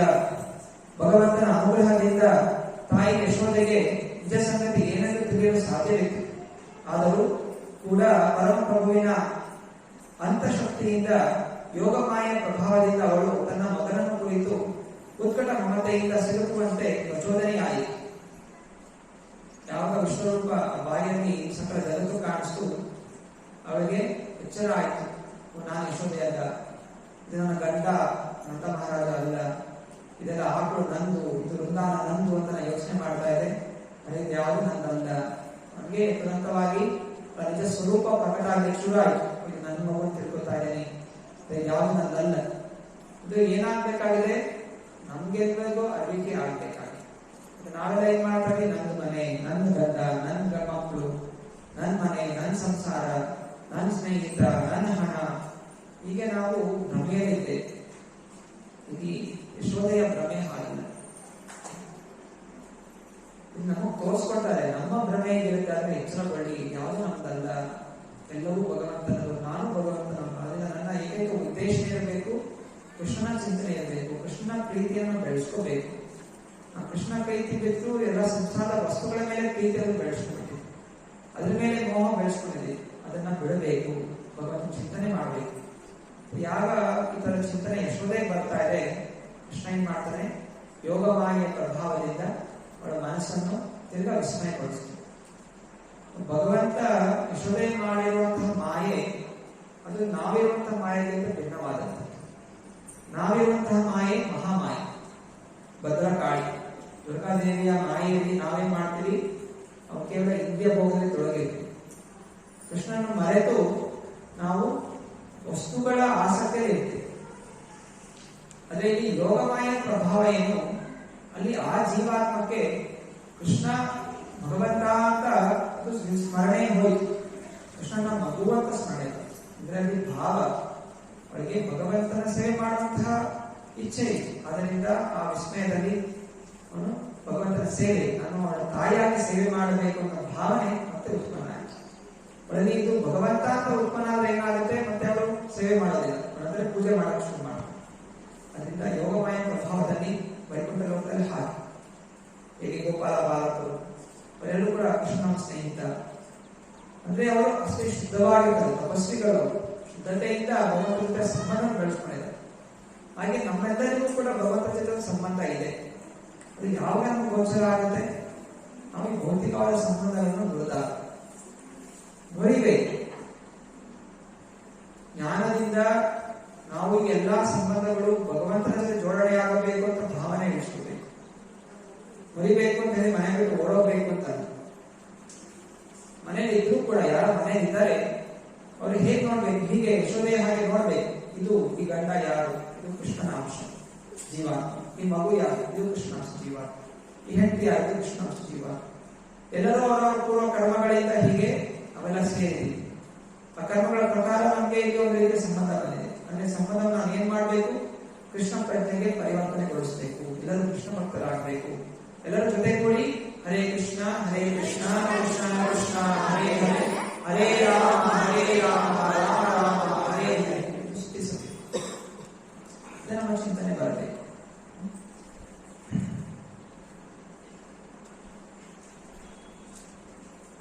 ಯೋಗ ಮಾಯೆಯ ಕಲ್ಪಿಸಿದ ಭ್ರಾಂತಿಯಾದ ಕೃಷ್ಣನ ವಿಶ್ವರೂಪ ದರ್ಶನವನ್ನು ತಾಯಿ ಯಶೋದೆಯು ತಕ್ಷಣವೇ ಮರೆತು ಮಗನನ್ನು ಮೊದಲಿನಂತೆ ತೊಡೆಯು ಮೇಳಿಸಿಕೊಂಡಳು. ತನ್ನ ದಿವ್ಯ ಶಿಶುವಿನ ಮೇಲೆ ವಾತ್ಸಲ್ಯ ಅವಳ ಹೃದಯದಲ್ಲಿ ಇನ್ನಷ್ಟು ತುಂಬಿತು. ದೇವರ ಪರಪುರುಷನ ಮಹಿಮೆಯನ್ನು ವೇದ, ಉಪನಿಷತ್ತು, ಸಾಂಖ್ಯಯೋಗ ಮತ್ತು ಇತರ ವೈಷ್ಣವ ಸಾಹಿತ್ಯದ ಮೂಲಕ ಅಧ್ಯಯನ ಮಾಡುತ್ತಾರೆ. ಆದರೆ ಇಲ್ಲಿ ತಾಯಿ ಯಶೋದೆಯು ಪರಮಪ್ರಭುವನ್ನು ತನ್ನ ಸಾಮಾನ್ಯ ಮಗವನ್ನಾಗಿ ಪರಿಭಾವಿಸಿದರು. ಹೀಗೆ ತಾಯಿ ಯಶೋದೆಯು ಮಹಾಭಾಗ್ಯವನ್ನು ಕೇಳಿ ಪರೀಕ್ಷಿತ್ ಮಹಾರಾಜನು ಶುಕಮುನಿಯನ್ನು ಪ್ರಶ್ನಿಸಿದನು. ಬ್ರಾಹ್ಮಣ ವಿದ್ವಾಂಸರೇ, ಸಾಕ್ಷಾತ್ ದೇವರ ಪರಮಪುರುಷನೇ ತಾಯಿ ಯಶೋದೆಯ ಎದೆ ಹಾಲು ಕುಡಿಯಬೇಕಾದರೆ ಪ್ರೇಮೋನ್ಮಾದದ ಈ ಒಂದು ಪರಿಪೂರ್ಣತೆಯನ್ನು ಸಾಧಿಸಲು ಅವಳು ನಂದ ಮಹಾರಾಜನ ಪೂರ್ವದಲ್ಲಿ ಎಂತಹ ಪುಣ್ಯ ಕಾರ್ಯಗಳನ್ನು ಮಾಡಿದ್ದರು? ಭಗವಂತನನ್ನೇ ಮಗುವಾಗಿ ಪಡಿಬೇಕಾದ್ರೆ ಏನೋ ಒಂದು ಸಾಧನೆ ಮಾಡಿರ್ಬೇಕಲ್ಲ ಎಂದು ಪರೀಕ್ಷಿತ್ ಮಹಾರಾಜನ ಪ್ರಶ್ನೆ. ಕೃಷ್ಣನ ಉದ್ಧಾರವಾದ ಬಾಲಲೀಲೆಗಳು ತುಂಬಾ ಮಹತ್ತರವಾದವು. ಅವನ್ನು ಕೀರ್ತಿಸಿದರೆ ಸಾಕು, ಈ ಪ್ರಾಪಂಚಿಕ ಕುಂಡುಗಳನ್ನು ಜಯಿಸಿಕೊಳ್ಳಬಹುದು. ವಸುದೇವ ದೇವಕಿಯರನ್ನು ಮೆಚ್ಚಿ ಕೃಷ್ಣನು ಅವರ ಮಗನಾಗಿ ಹುಟ್ಟಿ ಬಂದರು. ಇಂತಹ ಲೀಲೆಗಳನ್ನು ಅವರು ಕಂಡು ಆನಂದಿಸಲಾಗಲಿಲ್ಲ. ನಂದ ಮಹಾರಾಜ ಯಶೋದೆಯರಾದರೂ ಈ ಲೀಲೆಗಳನ್ನು ಕಂಡು ಪೂರ್ತಿ ಸುಖಿಸಿದರು. ಅಂತೆಯೇ ಅವರ ಸ್ಥಾನ ವಸುದೇವ ದೇವತೆಗಿಂತ ಯಾವಾಗಲೂ ಹೆಚ್ಚಿನದು. ಶ್ರೀಶುಕ ಉವಾಚ ದ್ರೋಣೋ ವಸುನಾ ಪ್ರಮರೋ ದರಯಾಭಾರ್ಯಾಃ ಸಹ ಕರಿಷ್ಯಮಾಣ ಆದೇಶ ಬ್ರಹ್ಮಣಸ್ತಾವಾಚ. ಶುಕಮುನಿಗಳು ಹೇಳಿದರು, ಬ್ರಹ್ಮದೇವರ ಆಜ್ಞೆಯನುಸಾರವಾಗಿ ವಸುವಲ್ಲಿ ಶ್ರೇಷ್ಠನಾದ ದ್ರೋಣನು ತನ್ನ ಪತ್ನಿಯಾದ ಧರ ಎನ್ನುವಳೊಡನೆ ಬ್ರಹ್ಮನಿಗೆ ಹೀಗೆ ನಿವೇದಿಸಿದರು. ದ್ರೋಣ ಮತ್ತು ಧರ ಹೀಗೆ ನಿವೇದಿಸಿದರು, ಭೂಗ್ರಹದ ಮೇಲೆ ಜನಿಸಲು ನಮಗೆ ಅವಕಾಶ ಕೊಡಿ. ನಾವು ಅವತರಿಸಿದ ಮೇಲೆ ಸರ್ವಗ್ರಹ ಪಾಲಕನು ದೇವತಾ ಪರಪುರುಷನಾದ ಪರಮ ನಿಯಂತ್ರಕನು ಅವತರಿಸಿ ಜೀವನದ ಪರಮ ಗುರಿಯಾದ ಭಕ್ತಿ ಸೇವೆಯನ್ನು ಪಸರಿಸಬಹುದು. ಆಗ ಈ ಐಹಿಕ ಪ್ರಪಂಚದಲ್ಲಿ ಹುಟ್ಟಿರುವ ಜನರು ಭಕ್ತಿ ಸೇವೆಯನ್ನು ಅಂಗೀಕರಿಸಿ ಲೌಕಿಕ ಜೀವನದ ಸಂಕಟ ಪರಿಸ್ಥಿತಿಯಿಂದ ಸುಲಭವಾಗಿ ಮುಕ್ತರಾಗಬಹುದು. ಬ್ರಹ್ಮನು ಹಾಗೆಯೇ ಆಗಲೇ ಒಪ್ಪಿದಾಗ ಭಗವಂತನ ಸಮಾನನಾದ ಭಾಗ್ಯಶಾಲಿ ದ್ರೋಣನು ಪ್ರಖ್ಯಾತ ನಂದ ಮಹಾರಾಜನಾಗಿಯೂ ಅವನ ಹೆಂಡತಿ ಧರ ತಾಯಿ ಯಶೋದೆಯಾಗಿಯೂ ರಜಪುರವಾದ ಬೃಂದಾದಲ್ಲಿ ಜನ್ಮ ತಾಳಿದರು. ಭರತ ವಂಶಶ್ರೇಷ್ಠನಾದ ಪರೀಕ್ಷಿತ ಮಹಾರಾಜನೇ, ದೇವತಾ ಪರಮಪುರುಷನು ನಂದ ಮಹಾರಾಜ ಮತ್ತು ಯಶೋದೆಯ ಮಗನಾಗಿ ಜನಿಸಿದ ಮೇಲೆ ಅವರು ಪಿತೃವಾಸದಲ್ಲಿಯೇ ಅಂತರ್ಗತವಾಗಿರುವಂತೆ ನಿರಂತರವಾಗಿ ಅಚಲವಾಗಿ ಭಕ್ತಿ ಸೇವೆಯನ್ನು ಕಾಯ್ದುಕೊಂಡರು. ವೃಂದಾವನದ ಇತರ ನಿವಾಸಿಗಳು ಗೋಪ ಗೋಪಿಯರು ಸಹ ಜೊತೆಯಲ್ಲಿ ಕೃಷ್ಣ ಭಕ್ತಿಯ ಸಂಸ್ಕಾರವನ್ನು ವೃದ್ಧಿಪಡಿಸಿಕೊಂಡರು. ಹೀಗೆ ಬ್ರಹ್ಮನ ಅನುಗ್ರಹವನ್ನು ಸಾಕಾರಗೊಳಿಸುವುದಕ್ಕಾಗಿ ಪರಮಪುರುಷನಾದ ಕೃಷ್ಣನು ಬಲರಾಮನಿಗೆ ವ್ರಜಭೂಮಿಯ ವೃಂದಾವನದಲ್ಲಿ ವಾಸಿತ ತೊಡಗಿದನು. ಬಾಲ್ಯದಲ್ಲಿ ಬೇರೆ ಬೇರೆ ಲೀಲೆಗಳನ್ನು ಪ್ರದರ್ಶಿಸುತ್ತಾ ನಂದ ಮತ್ತು ವೃಂದಾವನದ ಇತರ ನಿವಾಸಿಗಳ ದಿವ್ಯಾನಂದವನ್ನು ಅಧಿಕಗೊಳಿಸಿದರು.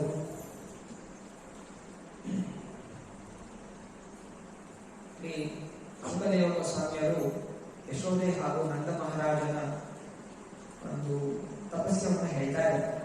ಶುಕ ಮಹಾರಾಜ ಕೇಳ್ತಾ ಇದ್ದಾರೆ, ನೀವು ವಸುದೇವ ಹಾಗೂ ದೇವಕಿ ಅವರ ಬಗ್ಗೆ ಸ್ವಯಂ ಕೃಷ್ಣನೇ ಹೇಳಿದ್ದಾರೆ. ಯಾವಾಗ ಕೃಷ್ಣ ಅವತರಿಸಿದ ವಸುದೇವ ಹಾಗೂ ದೇವಕಿ ಹೇಳಿದ್ರು, ನೀವಿಬ್ಬರು ಮಹಾ ತಪಸ್ವಿಗಳು. ಹಿಂದೆ ಸುತಪ ಹಾಗೂ ಕೃಷ್ಣಿ ಅಂತ ರೂಪದಲ್ಲಿ ನನಗೋಸ್ಕರ ತಪಸ್ಸೆ ಮಾಡಿ ಮತ್ತು ನಾನು ಅವತರಿಸುವಾಗ ನಿಮ್ಮ ಮಗುವಾಗಿ ಬರಬೇಕು ಅಂತ ಪ್ರಾರ್ಥನೆ ಮಾಡಿಕೊಂಡು, ಅದರಿಂದ ಆ ಒಂದು ಯುಗದಲ್ಲಿ ಕೃಷ್ಣ ಗರ್ಭ ಅಂತ ರೂಪದಲ್ಲಿ ನಾನು ಬಂದಿದ್ದೆ. ಅನಂತರ ನೀವು ಕಶ್ಯಪ ಮುನಿ ಹಾಗೂ ಅದಿತಿಯಾಗಿ ಅವತರಿಸಿದೆ. ಆಗ ನಾನು ನಿಮ್ಮ ಮಗ ವಾಮನನಾಗಿ ಅವತರಿಸಿದೆ. ಈಗ ನೀವು ವಸುದೇವ ಹಾಗೂ ದೇವಕಿಯಾಗಿ ಬಂದಿದ್ದೀರಾ, ಮತ್ತೆ ನಾನು ಕೃಷ್ಣನಾಗಿ ಬಂದಿದ್ದೇನೆ ಅಂತ ಹೇಳ್ತಾರೆ. ಸ್ವಯಂ ಕೃಷ್ಣ ಹೇಳ್ತಾನೆ ಅವರಿಗೆ. ಪ್ರಶ್ನೆ ಕೇಳ್ತಾ ಇದ್ದೇನೆ, ಅವರು ಅಷ್ಟು ತಪಸ್ಸೆ ಮಾಡಿ ಎಷ್ಟೋ 12,000 ದೇವಮಾನ ವರ್ಷಗಳು, ದೇವತೆಗಳ ವರ್ಷದಲ್ಲಿ 12,000 ವರ್ಷಗಳು ಅಷ್ಟೊಂದು ತಪಸ್ಸೆ ಮಾಡಿದ್ರು. ಮತ್ತೆ ಅವರು ಜನ ಕೊಟ್ಟರು ಕೂಡ ಅವರ ಬಾಲ್ಯಗಳು ಮೇಲಿಗೆ ಅವರಿಗೆ ಆಗಿಲ್ಲ. 12 ವರ್ಷ ಆದ ನಂತರ ಕೃಷ್ಣ ಹೋಗ್ತಾನೆ. 13 ವರ್ಷ ಆದ್ಮೇಲೆ ಅಂದ್ರೆ 13 ವರ್ಷ ಆದ ಲೀಲೆಗಳು ಅವ್ರು ನೋಡ್ಲಿಕ್ಕೆ ಸಾಧ್ಯ ಆಗಿಲ್ಲ. ಮಗುವಿನ ಒಂದು ಪ್ರೀತಿ ಅವ್ರಿಗೆ ಸಿಗ್ಲಿಲ್ಲ. ಅಂದ್ರೆ ಯಶೋಧ ಅವರು ನನ್ನ ಮಾಡಲಿಕ್ಕೆ ಸಿಗ್ತಾ ಇದ್ದಲ್ಲ, ಹೇಗೆ? ಅದರಿಂದ ಶುಭದೇವ ವಸು ಹೇಳ್ತಾರೆ, ಇವರು ಕೂಡ ಪೂರ್ವ ಜನ್ಮದಲ್ಲಿ ಅವರು ವಸು, ದ್ರೋಣ ಹಾಗೂ ದರ ಅನ್ನುವಂತಹ ವಸು. ದ್ರೋಣ ಅನ್ನುವ ವಸು, ಅವರ ಹೆಂಡತಿ ಧರ. ಇವರಿಬ್ಬರು ಬ್ರಹ್ಮದೇವನ ಆದೇಶದಿಂದ ಅವರು ಬ್ರಹ್ಮದೇವರಿಗೆ ಪ್ರಾರ್ಥನೆ ಮಾಡಿದ್ರು. ಎಂತ ಪ್ರಾರ್ಥನೆ ಮಾಡಿದ್ರು? ಈ ಲೋಕದಲ್ಲಿ ಎಲ್ಲರೂ ಭಗವಂತನ ಚಿಂತನೆಯಿಂದ ಕಷ್ಟಪಡ್ತಾ ಇದ್ದಾರೆ, ಆದ್ರಿಂದ ಭಗವಂತ ಅವತರಿಸಿ ಹಾಗೂ ನಾವು ಅವರ ಸೇರಿದ್ದೇವೆ. ಹೀಗೆ ಭಗವಂತನ ಭಕ್ತಿ ಮಾಡುವಂತ ಅವಕಾಶ ಎಲ್ಲರಿಗೂ ಸಿಗಲಿ ಅಂತ ಪ್ರಾರ್ಥನೆ ಮಾಡ್ತಾರೆ. ಇಲ್ಲಿ ಲೋಕ ಕಲ್ಯಾಣದ ಭಾವನೆ. ಅಲ್ಲಿ ಅವರು ಕೇವಲ ನನಗೆ ಸೇವೆ ಮಾಡಬೇಕು, ಅವಕಾಶ ಕೊಡಿ ಅಂತ ಪ್ರಾರ್ಥನೆ ಮಾಡ್ತಾರೆ. ಇಲ್ಲಿ ದ್ರೋಣಾಗೋದರ ಏನ್ ಕೇಳ್ಕೊಂಡಿದ್ದು? ಲೋಕದ ಎಲ್ಲಾ ಜನರಿಗೆ ಭಗವಂತನ ಸೇವೆ ಮಾಡುವಂತ ಅವಕಾಶ ಸಿಗುತ್ತೆ. ಅವರು ಕೃಷ್ಣ ಮಹತ್ವ ಗೊತ್ತಾರೆ, ಇದರಿಂದ ಅವರು ಜನ್ಮದ ಮುಕ್ತವಾಗಿ ಅಂತ ಪ್ರಾರ್ಥನೆ ಮಾಡ್ತಾರೆ. ಇದು ಶುದ್ಧ ಭಕ್ತರ ಒಂದು ಲಕ್ಷಣ. ಭಗವಂತನ ಸೇವೆ ಮಾಡೋದು ಭಕ್ತರು. ಆದ್ರೆ ಶುದ್ಧವಾದ ಭಕ್ತರು ಯಾರು? ಬೇರೆಯವರು ಕೂಡ ಭಕ್ತಿಯಲ್ಲಿ ತೊಡಗಬೇಕು. ಅಂದ್ರೆ ಪ್ರಚಾರ ಮಾಡುವಂತಹದ್ದು ಶುದ್ಧ ಭಕ್ತಿಯ ಲಕ್ಷಣ, ಭಕ್ತಿ ತೊಡಗಿಸುವಂಥದ್ದು. ಪ್ರಭುಪಾದರು ಭಾವಾರ್ಥದಲ್ಲಿ ಬರೀತಾ ಇದ್ದಾರೆ, ದ್ರೋಣ ಹಾಗೂ ಧರ ಆ ಯುಗದಲ್ಲಿ ತಪಸ್ಸೆ ಮಾಡಿರುವುದರಿಂದ ಭಗವಂತ ಅವರು ಅವತರಿಸಿದಾಗಲ್ಲ. ಮೂಲವಾಗಿ ಗೋಲೋಕ ವೃಂದಾವನದಲ್ಲೂ ಕೂಡ ಯಶೋಧ ಹಾಗೂ ನಂದ ಮಹಾರಾಜನೇ ಮೂಲವಾದಂತಹ ತಂದೆ ತಾಯಿ. ಗೋಲೋಕ ವೃಂದಾವನದಲ್ಲಿ ಅವರೇ ತಂದೆ ತಾಯಿ. ಇಲ್ಲಿ ಬಂದಾಗ ಒಂದು ವಸುವಾಗಿ ಅವತರಿಸ್ತಾರೆ, ಮತ್ತೆ ಪುನಃ ಲೌಕಿಕವಾಗಿ ತಿಳಿಲಿಕ್ಕೆ ಅವರು ನಂದ ಮಹಾರಾಜ ನಂದ ಹಾಗೂ ಯಶೋಧೆ ಹಾಗೆ ಬರ್ತಾರೆ. ಮೂಲವಾಗಿ ಗೋಲೋಕ ವೃಂದಾವನದಲ್ಲಿ ಕೃಷ್ಣ ತಂದೆ ತಾಯಿಯಾಗಿ ಸದಾ ಸೇವೆ ಮಾಡುವಂತವರು ಇವರಿಬ್ಬರೇ ಎಂಬುದನ್ನು ನಮಗೆ ಪ್ರಭುಪಾದರು ಸರಿಯಾದ ಅರ್ಥವನ್ನು ಕೊಡ್ತಾ ಇದ್ದಾರೆ. ಹೀಗೆ ಭಗವಂತ ಎಲ್ಲ ಲೀಲೆಗಳನ್ನು ಮಾಡ್ತಾ ಇರುವಂತದ್ದು. ಯಾದ್ರಿಂದ ನಾವೆಲ್ಲರೂ ಭಗವಂತನ ಶ್ರವಣ ಮಾಡುವುದರಿಂದ ನಮ್ಮ ಹೃದಯದಲ್ಲಿರುವಂತಹ ಜೀವಾತ್ಮ ಜಾಗೃತಗೊಳ್ಳುತ್ತೆ.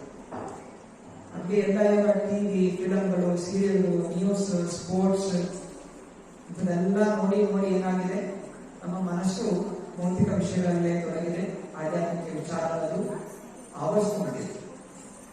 ಯಾವಾಗ ಭಗವಂತ ಲೀಲೆಗಳನ್ನು ಕೇಳ್ತೀವಿ, ಶ್ರವಣ ಮಾಡ್ತೀವಿ, ಕೀರ್ತನೆ ಮಾಡ್ತೀವಿ, ಆಗ ಏನಾಗುತ್ತೆ, ಈ ಧೂಳು ಹೋಗುತ್ತೆ.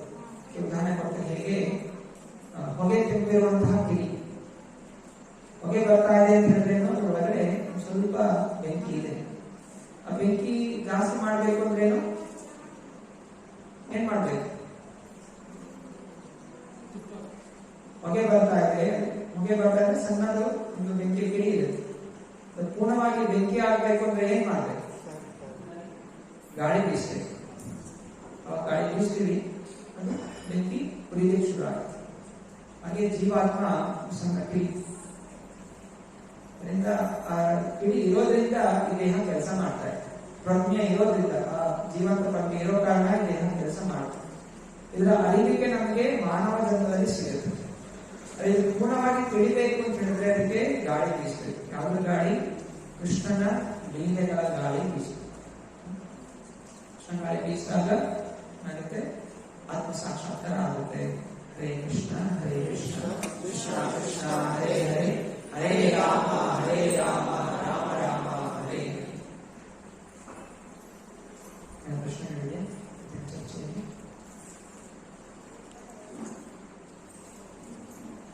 ಶ್ರೀಮದ್ ಭಾಗವತಂ ಕಿ ಎಲ್ಲರಿಗೂ ಹಾಕಳಿಗೆ ಗಾಳಿ ಬೀಸ್ತಾ ಇದೆ, ಹಸಿರಿನ ಗಾಳಿ ಬೀಸ್ತಾ ಇದೆ.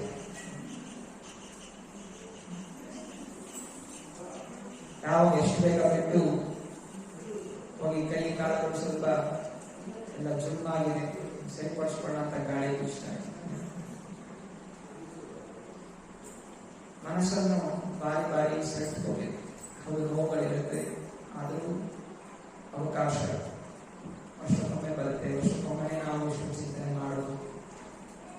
ಮನಸ್ಸಿಗೆ ಹೇಳಬೇಕು, ಇದು ಯಾವುದೋ ಕಥೆ ಕೇಳಿದೀವಿ ಅಂದ್ರೆ ಏನಂತ ಕೇಳಬೇಕು ಅಂತ ಮನಸ್ಸು ಹೇಳಬೇಕು. ಎಲ್ಲ ಗೊತ್ತಿದೆ ನನಗೆ, ಮನಸ್ಸು ಚಿಂತನೆ ಗಮನ ಇಟ್ಟು ಕೇಳೋದಿಲ್ಲ, ಶ್ರವಣ ಮಾಡೋದಿಲ್ಲ ಅಂತ ಹೇಳ್ತಿ ಗೊತ್ತಿದೆ ನನಗೆ. ಕೃಷ್ಣೆಲ್ಲ ಕೇಳಿ ಹೆಸರ ಕೇಳಿದ್ದೀನಿ, ಯಾರ್ಯಾರು ಹೇಳಿಲ್ಲ ಕೇಳಿದ್ದೀನಿ, ಬಾರ್ ಬಾರ್ ಏನು ಕೇಳೋದು ಅಂತ ಮನಸ್ಸು ಏನಾಗುತ್ತೆ ತೋರ್ಸಕ್ ಶುರು ತೋರಿಸ್ತಾ ಇದೆ ಅಂದ್ರೆ ಮನಸ್ಸಿಗೆ ಗೊತ್ತಿದೆ ಅಂತ ಚಿಂತನೆ. ಅದೇ ಇವಾಗ ಒಂದು ಫಿಲಮ್ ಹಾಕ್ಬಿಟ್ಟು ಸಡನ್ನಾಗಿ ಕಣ್ಣು ಎಚ್ಚರ ಬೀಳ್ಬಿಡುತ್ತೆ, ಎಚ್ಚರಿಕೆ ಆಗ್ಬಿಡುತ್ತೆ, ಇದ್ರೆಲ್ಲ ಹೋಗ್ಬಿಡುತ್ತೆ. ಮತ್ತೆ ತುರಂತವಾಗಿ ಶಬ್ದ ಹಾಡುಗಳಿಗೆ ತುಂಬಾ ಕಿವಿ ಕೊಟ್ಟು ನೋಡುತ್ತೆ. ಅಂದ್ರೆ ಎಚ್ಚರಿಕೆ. ಯಾಕೋಸ್ಕರ ಎಚ್ಚರಿಕೆ ಅಂತ ಮಹತ್ವ ಕೊಡ್ತಾರೆ.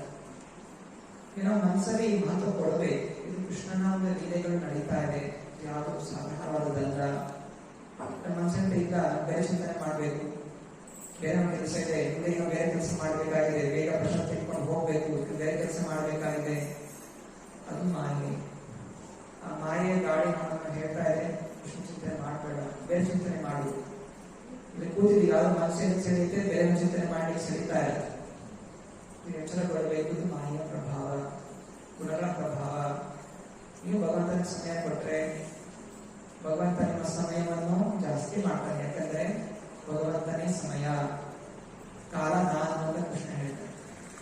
ನಾವು ಯಾವಾಗ ಭಗವಂತನಿಗೆ ಕಾಲ ಕೊಡ್ಲಿಕ್ಕೆ ಹೋಗೋದಿಲ್ಲ, ಭಗವಂತ ನಮಗೂ ಕಾಲ ಕೊಡೋದಿಲ್ಲ. ಕೊನೆಯಲ್ಲಿ ಕಾಲ ಬರ್ತಾನೆ. ಇನ್ನೊಬ್ಬ ಕಾಲ ಯಾರು? ಮೃತ್ಯು. ಭಗವಂತನ ಸಮಯ ಕೊಡಲಿಲ್ಲ, ಭಗವಂತ ನಮಗೆ ಮೃತ್ಯು ಆಗಿ ಕಾಣಿಸ್ಕೊಡ್ತಾರೆ. ನಮ್ಮ ಕೈ ಇದೆ, ನಮಗೆ ಕೃಷ್ಣ ರೂಪ ನೋಡ್ಬೇಕಾ, ಕಾಲ ಸ್ವರೂಪವನ್ನು ನೋಡ್ಬೇಕು. ಭಗವಂತನ ಸಮಯ ಕೊಟ್ಟರೆ ಶ್ಯಾಮ ಸುಂದರ ಕಾಣಿಸ್ಕೊಳ್ತಾರೆ, ಸಮಯ ಕೊಡಲಿಲ್ಲ ಅಂದ್ರೆ ಮೃತ್ಯು ಆಗಿ ಕಾಣಿಸ್ಕೊಳ್ತಾರೆ. ನಮಗೆ ಸಣ್ಣದವರು ಇದ್ದಾಗ ನಮ್ಮ ತಂದೆ ತಾಯಿಗಳು ಇದು ಸಂಸ್ಕಾರ ಅವೆಲ್ಲ ಮಾಡಿಸಿಲ್ಲ. ನಮಗೆ ತಿಳ್ಕೊಂಡು ಹಂಗೆ ಹೆಂಗೋ ಬಂದ್ವಿ. ಇವಾಗ ಹೆಂಗೆ ಸಂಸ್ಕಾರ ಅವೆಲ್ಲ ನಾವು ಮಾಡಿಸ್ಬೇಕು ಅಂದರೆ ಇವತ್ತಿನ ಕಾಲದಲ್ಲಿ ಇವಾಗ ಯಾವಿಲ್ಲ ರೂಲ್ಸು ಎಲ್ಲ ಹೀಗೆ ಮತ್ತೆ ಹೆಂಗ ಪ್ರಶ್ನೆ ಕೇಳ್ತಾ ಇದ್ದಾರೆ. ಹಂಗೆ ನಮ್ಮ ತಂದೆ ತಾಯಿ ಯಾವ ಸಂಸ್ಕಾರವನ್ನು ತಿಳಿಸ್ಕೊಟ್ಟಿಲ್ಲ, ನಾವು ಸಂಸ್ಕಾರದಿಂದ ಬೆಳೆದ್ವಿ, ಹಾಗೂ ಹೇಗೋ ಗುರುಗಳ ಕೃಪೆಯಿಂದ, ಭಕ್ತರ ಕೃಪೆಯಿಂದ ನಾವು ಇವತ್ತಿನಿಂದ ಇವಾಗಿನಿಂದ ಭಕ್ತಿಯಲ್ಲಿ ತೊಡಗ್ತಾ ಇದ್ದೀವಿ. ಆದ್ರೆ ನಮ್ಮ ಮಕ್ಕಳಿಗೆ ಹೇಗೆ ಮಾಡೋದು? ಶಾಸ್ತ್ರಗಳು ಹೇಳ್ತಾ ಇದೆ ಏನೇನು ಸಂಸ್ಕಾರಗಳಿದೆ, ಸಂಸ್ಕಾರ ಪದ್ಧತಿಗಳನ್ನು ನೋಡಿಕೊಂಡು ಅವರಿಗೆ ನೀಡಬೇಕು. ಅದಕ್ಕೆ ಶಾಸ್ತ್ರ ಓದಬೇಕು. ಏನೆಲ್ಲ ವಿಚಾರಗಳು ಹೇಳಲಾಗಿದೆ, ಗರ್ಭದಾನ ಸಂಸ್ಕಾರ, ಕರ್ಣವೇದಿ ಸಂಸ್ಕಾರ, ಅನ್ನಪ್ರಸನ್ನ ಸಂಸ್ಕಾರ, ಸೀಮಂತನ ಸಂಸ್ಕಾರ, ಇದೆಲ್ಲ ಸಂಸ್ಕಾರಗಳು ತಿಳ್ಕೋಬೇಕು. ಮತ್ತೆ ಮಗುವಿಗೆ ಆ ಸಮಯದಲ್ಲಿ ತಿಳ್ಕೊಳ್ಬೇಕು. ಎಲ್ಲ ಕಥೆಗಳು ಕೇಳ್ತಿರೋದು ಕೇಳಿಸ್ಕೊಂಡು ಆನಂದಿಸವಾಗಿರ್ಬೇಕು ಅಂತ ಈ ಸಂಸ್ಕಾರ ಕೊಡಬೇಕು ಅಂತ ಅವಶ್ಯಕವಾದಂತಹ ಅಂತ ತಿಳ್ಕೊಂಡು ಇವತ್ತು ಕೂಡ ಒಳ್ಳೆಯ ಬ್ರಾಹ್ಮಣರಿದ್ದಾರೆ. ಎಲ್ಲ ಬ್ರಾಹ್ಮಣ ಕೆಟ್ಟವರು ಅಂತ ಬ್ರಾಹ್ಮಣರು ಕೆಲವು ಜನ ದಾರಿ ತಪ್ಪಿದ್ದಾರೆ, ಆದ್ರೆ ಎಲ್ಲರೂ ದಾರಿ ತಪ್ಪಿಲ್ಲ. ಒಳ್ಳೆಯ ಬ್ರಾಹ್ಮಣರಿದ್ದಾರೆ. ಬ್ರಾಹ್ಮಣರನ್ನು ಪರಿಶೀಲನೆ ಮಾಡಿ ಈ ಸಂಸಾರಗಳು ಆ ಬ್ರಾಹ್ಮಣರ ಮೂಲಕ ಮಾಡಿಸ್ಬೇಕು. ಹರೇ ಕೃಷ್ಣ ಮಹಾಂತರು ಗಮನಿಸಬೇಕು, ಜೊತೆಯಲ್ಲಿ ಈ ಸಂಸಾರಗಳನ್ನು ಕೊಡಬೇಕು. ಕರ್ತವ್ಯ. ನಮ್ಮ ಪರಿಸ್ಥಿತಿ ನಮ್ಗೆ ಇವಾಗ ಸಿಕ್ಕಿದೆ, ಇದರಿಂದ ನಾವು ಪರಿಶುದ್ಧರಾಗಲಿಕ್ಕೆ ಪ್ರಯತ್ನ ಮಾಡಬೇಕು. ಸುಖಮುಖ್ಯ ಧರ್ಮಸ್ಯ ಪ್ರಾಯತೆ ಮಹತ್ವ ಭಯ. ಭಗವಂತನ ಕೃಷ್ಣನ ಲೋಕ ಹೋಗ್ಲಿಕ್ಕೆ ಶುದ್ಧವಾಗಿ ಒಮ್ಮೆ ಕರೆದರೂ ಸಾಕು. ಶುದ್ಧತೆ ಪಡೀಲಿಕ್ಕೇನೆ ನಾವು ಪ್ರಯತ್ನ ಮಾಡ್ತಾ ಇದ್ದೀವಿ. ಏಕೆ ದ್ರೌಪದಿ ಒಮ್ಮೆ ಕಳೆದು ಕೃಷ್ಣ ಓಡಬಲ್ಲ, ಸಂಪೂರ್ಣ ಶರಣ. ಹಾಗೆ ನಾವು ಶರಣಾಗತಿಯಾಗಿ ಪ್ರಯತ್ನ ಮಾಡ್ತಾ ಇದ್ದೀವಿ. ಅದು ಇವಾಗಿನ ಪ್ರಯತ್ನ ಸಾಕಾಗುತ್ತೆ. ನಾವು ಚಿಂತನೆ ನಮ್ಗೆ ಆಗಿಲ್ಲ, ಇಲ್ಲಿ ತನಕ ಸಂಸ್ಕಾರ ಸಿಕ್ಕಿಲ್ಲ. ಈಗ ಸಂಸ್ಕಾರ ಸಿಗ್ತದೆ, ಅವಕಾಶ ಇದೆ ಗುರುಗಳ ಶರಣಾಗತಿ ಪಡ್ಕೊಳ್ಳಿಕ್ಕೆ. ಗುರುಗಳ ಶರಣಾಗತಿ ಪಡ್ಕೊಳ್ಳಿಕ್ಕೆ ಏನೆಲ್ಲ ನಿಯಮಗಳು ಬೇಕು ಅದನ್ನು ಪಾಲನೆ ಮಾಡಬೇಕು. ಗುರುಗಳು ಏನು ಹೇಳಿದ್ದಾರೆ ಆ ನಿಯಮವನ್ನು ಪಾಲನೆ ಮಾಡಿ ಗುರುಗಳ ಆಶ್ರಯ ಪಡ್ಕೊಳ್ಳಿಕ್ಕೆ ಆಸಕ್ತಿ ಬೆಳೆಸ್ಕೋಬೇಕು. ಆಸಕ್ತಿ ನಮ್ಮ ಕೈ ಇದೆ, ಯಾವಾಗಲೂ ಅವಕಾಶ ಇದೆ ಭಗವಂತನ ಸಾಕ್ಷಾತ್ಕಾರ ಪಡೆಯಲಿಕ್ಕೆ. ಹರೇ ಕೃಷ್ಣ. ಭಾಗವತಂ ಕಿ ಜೈ.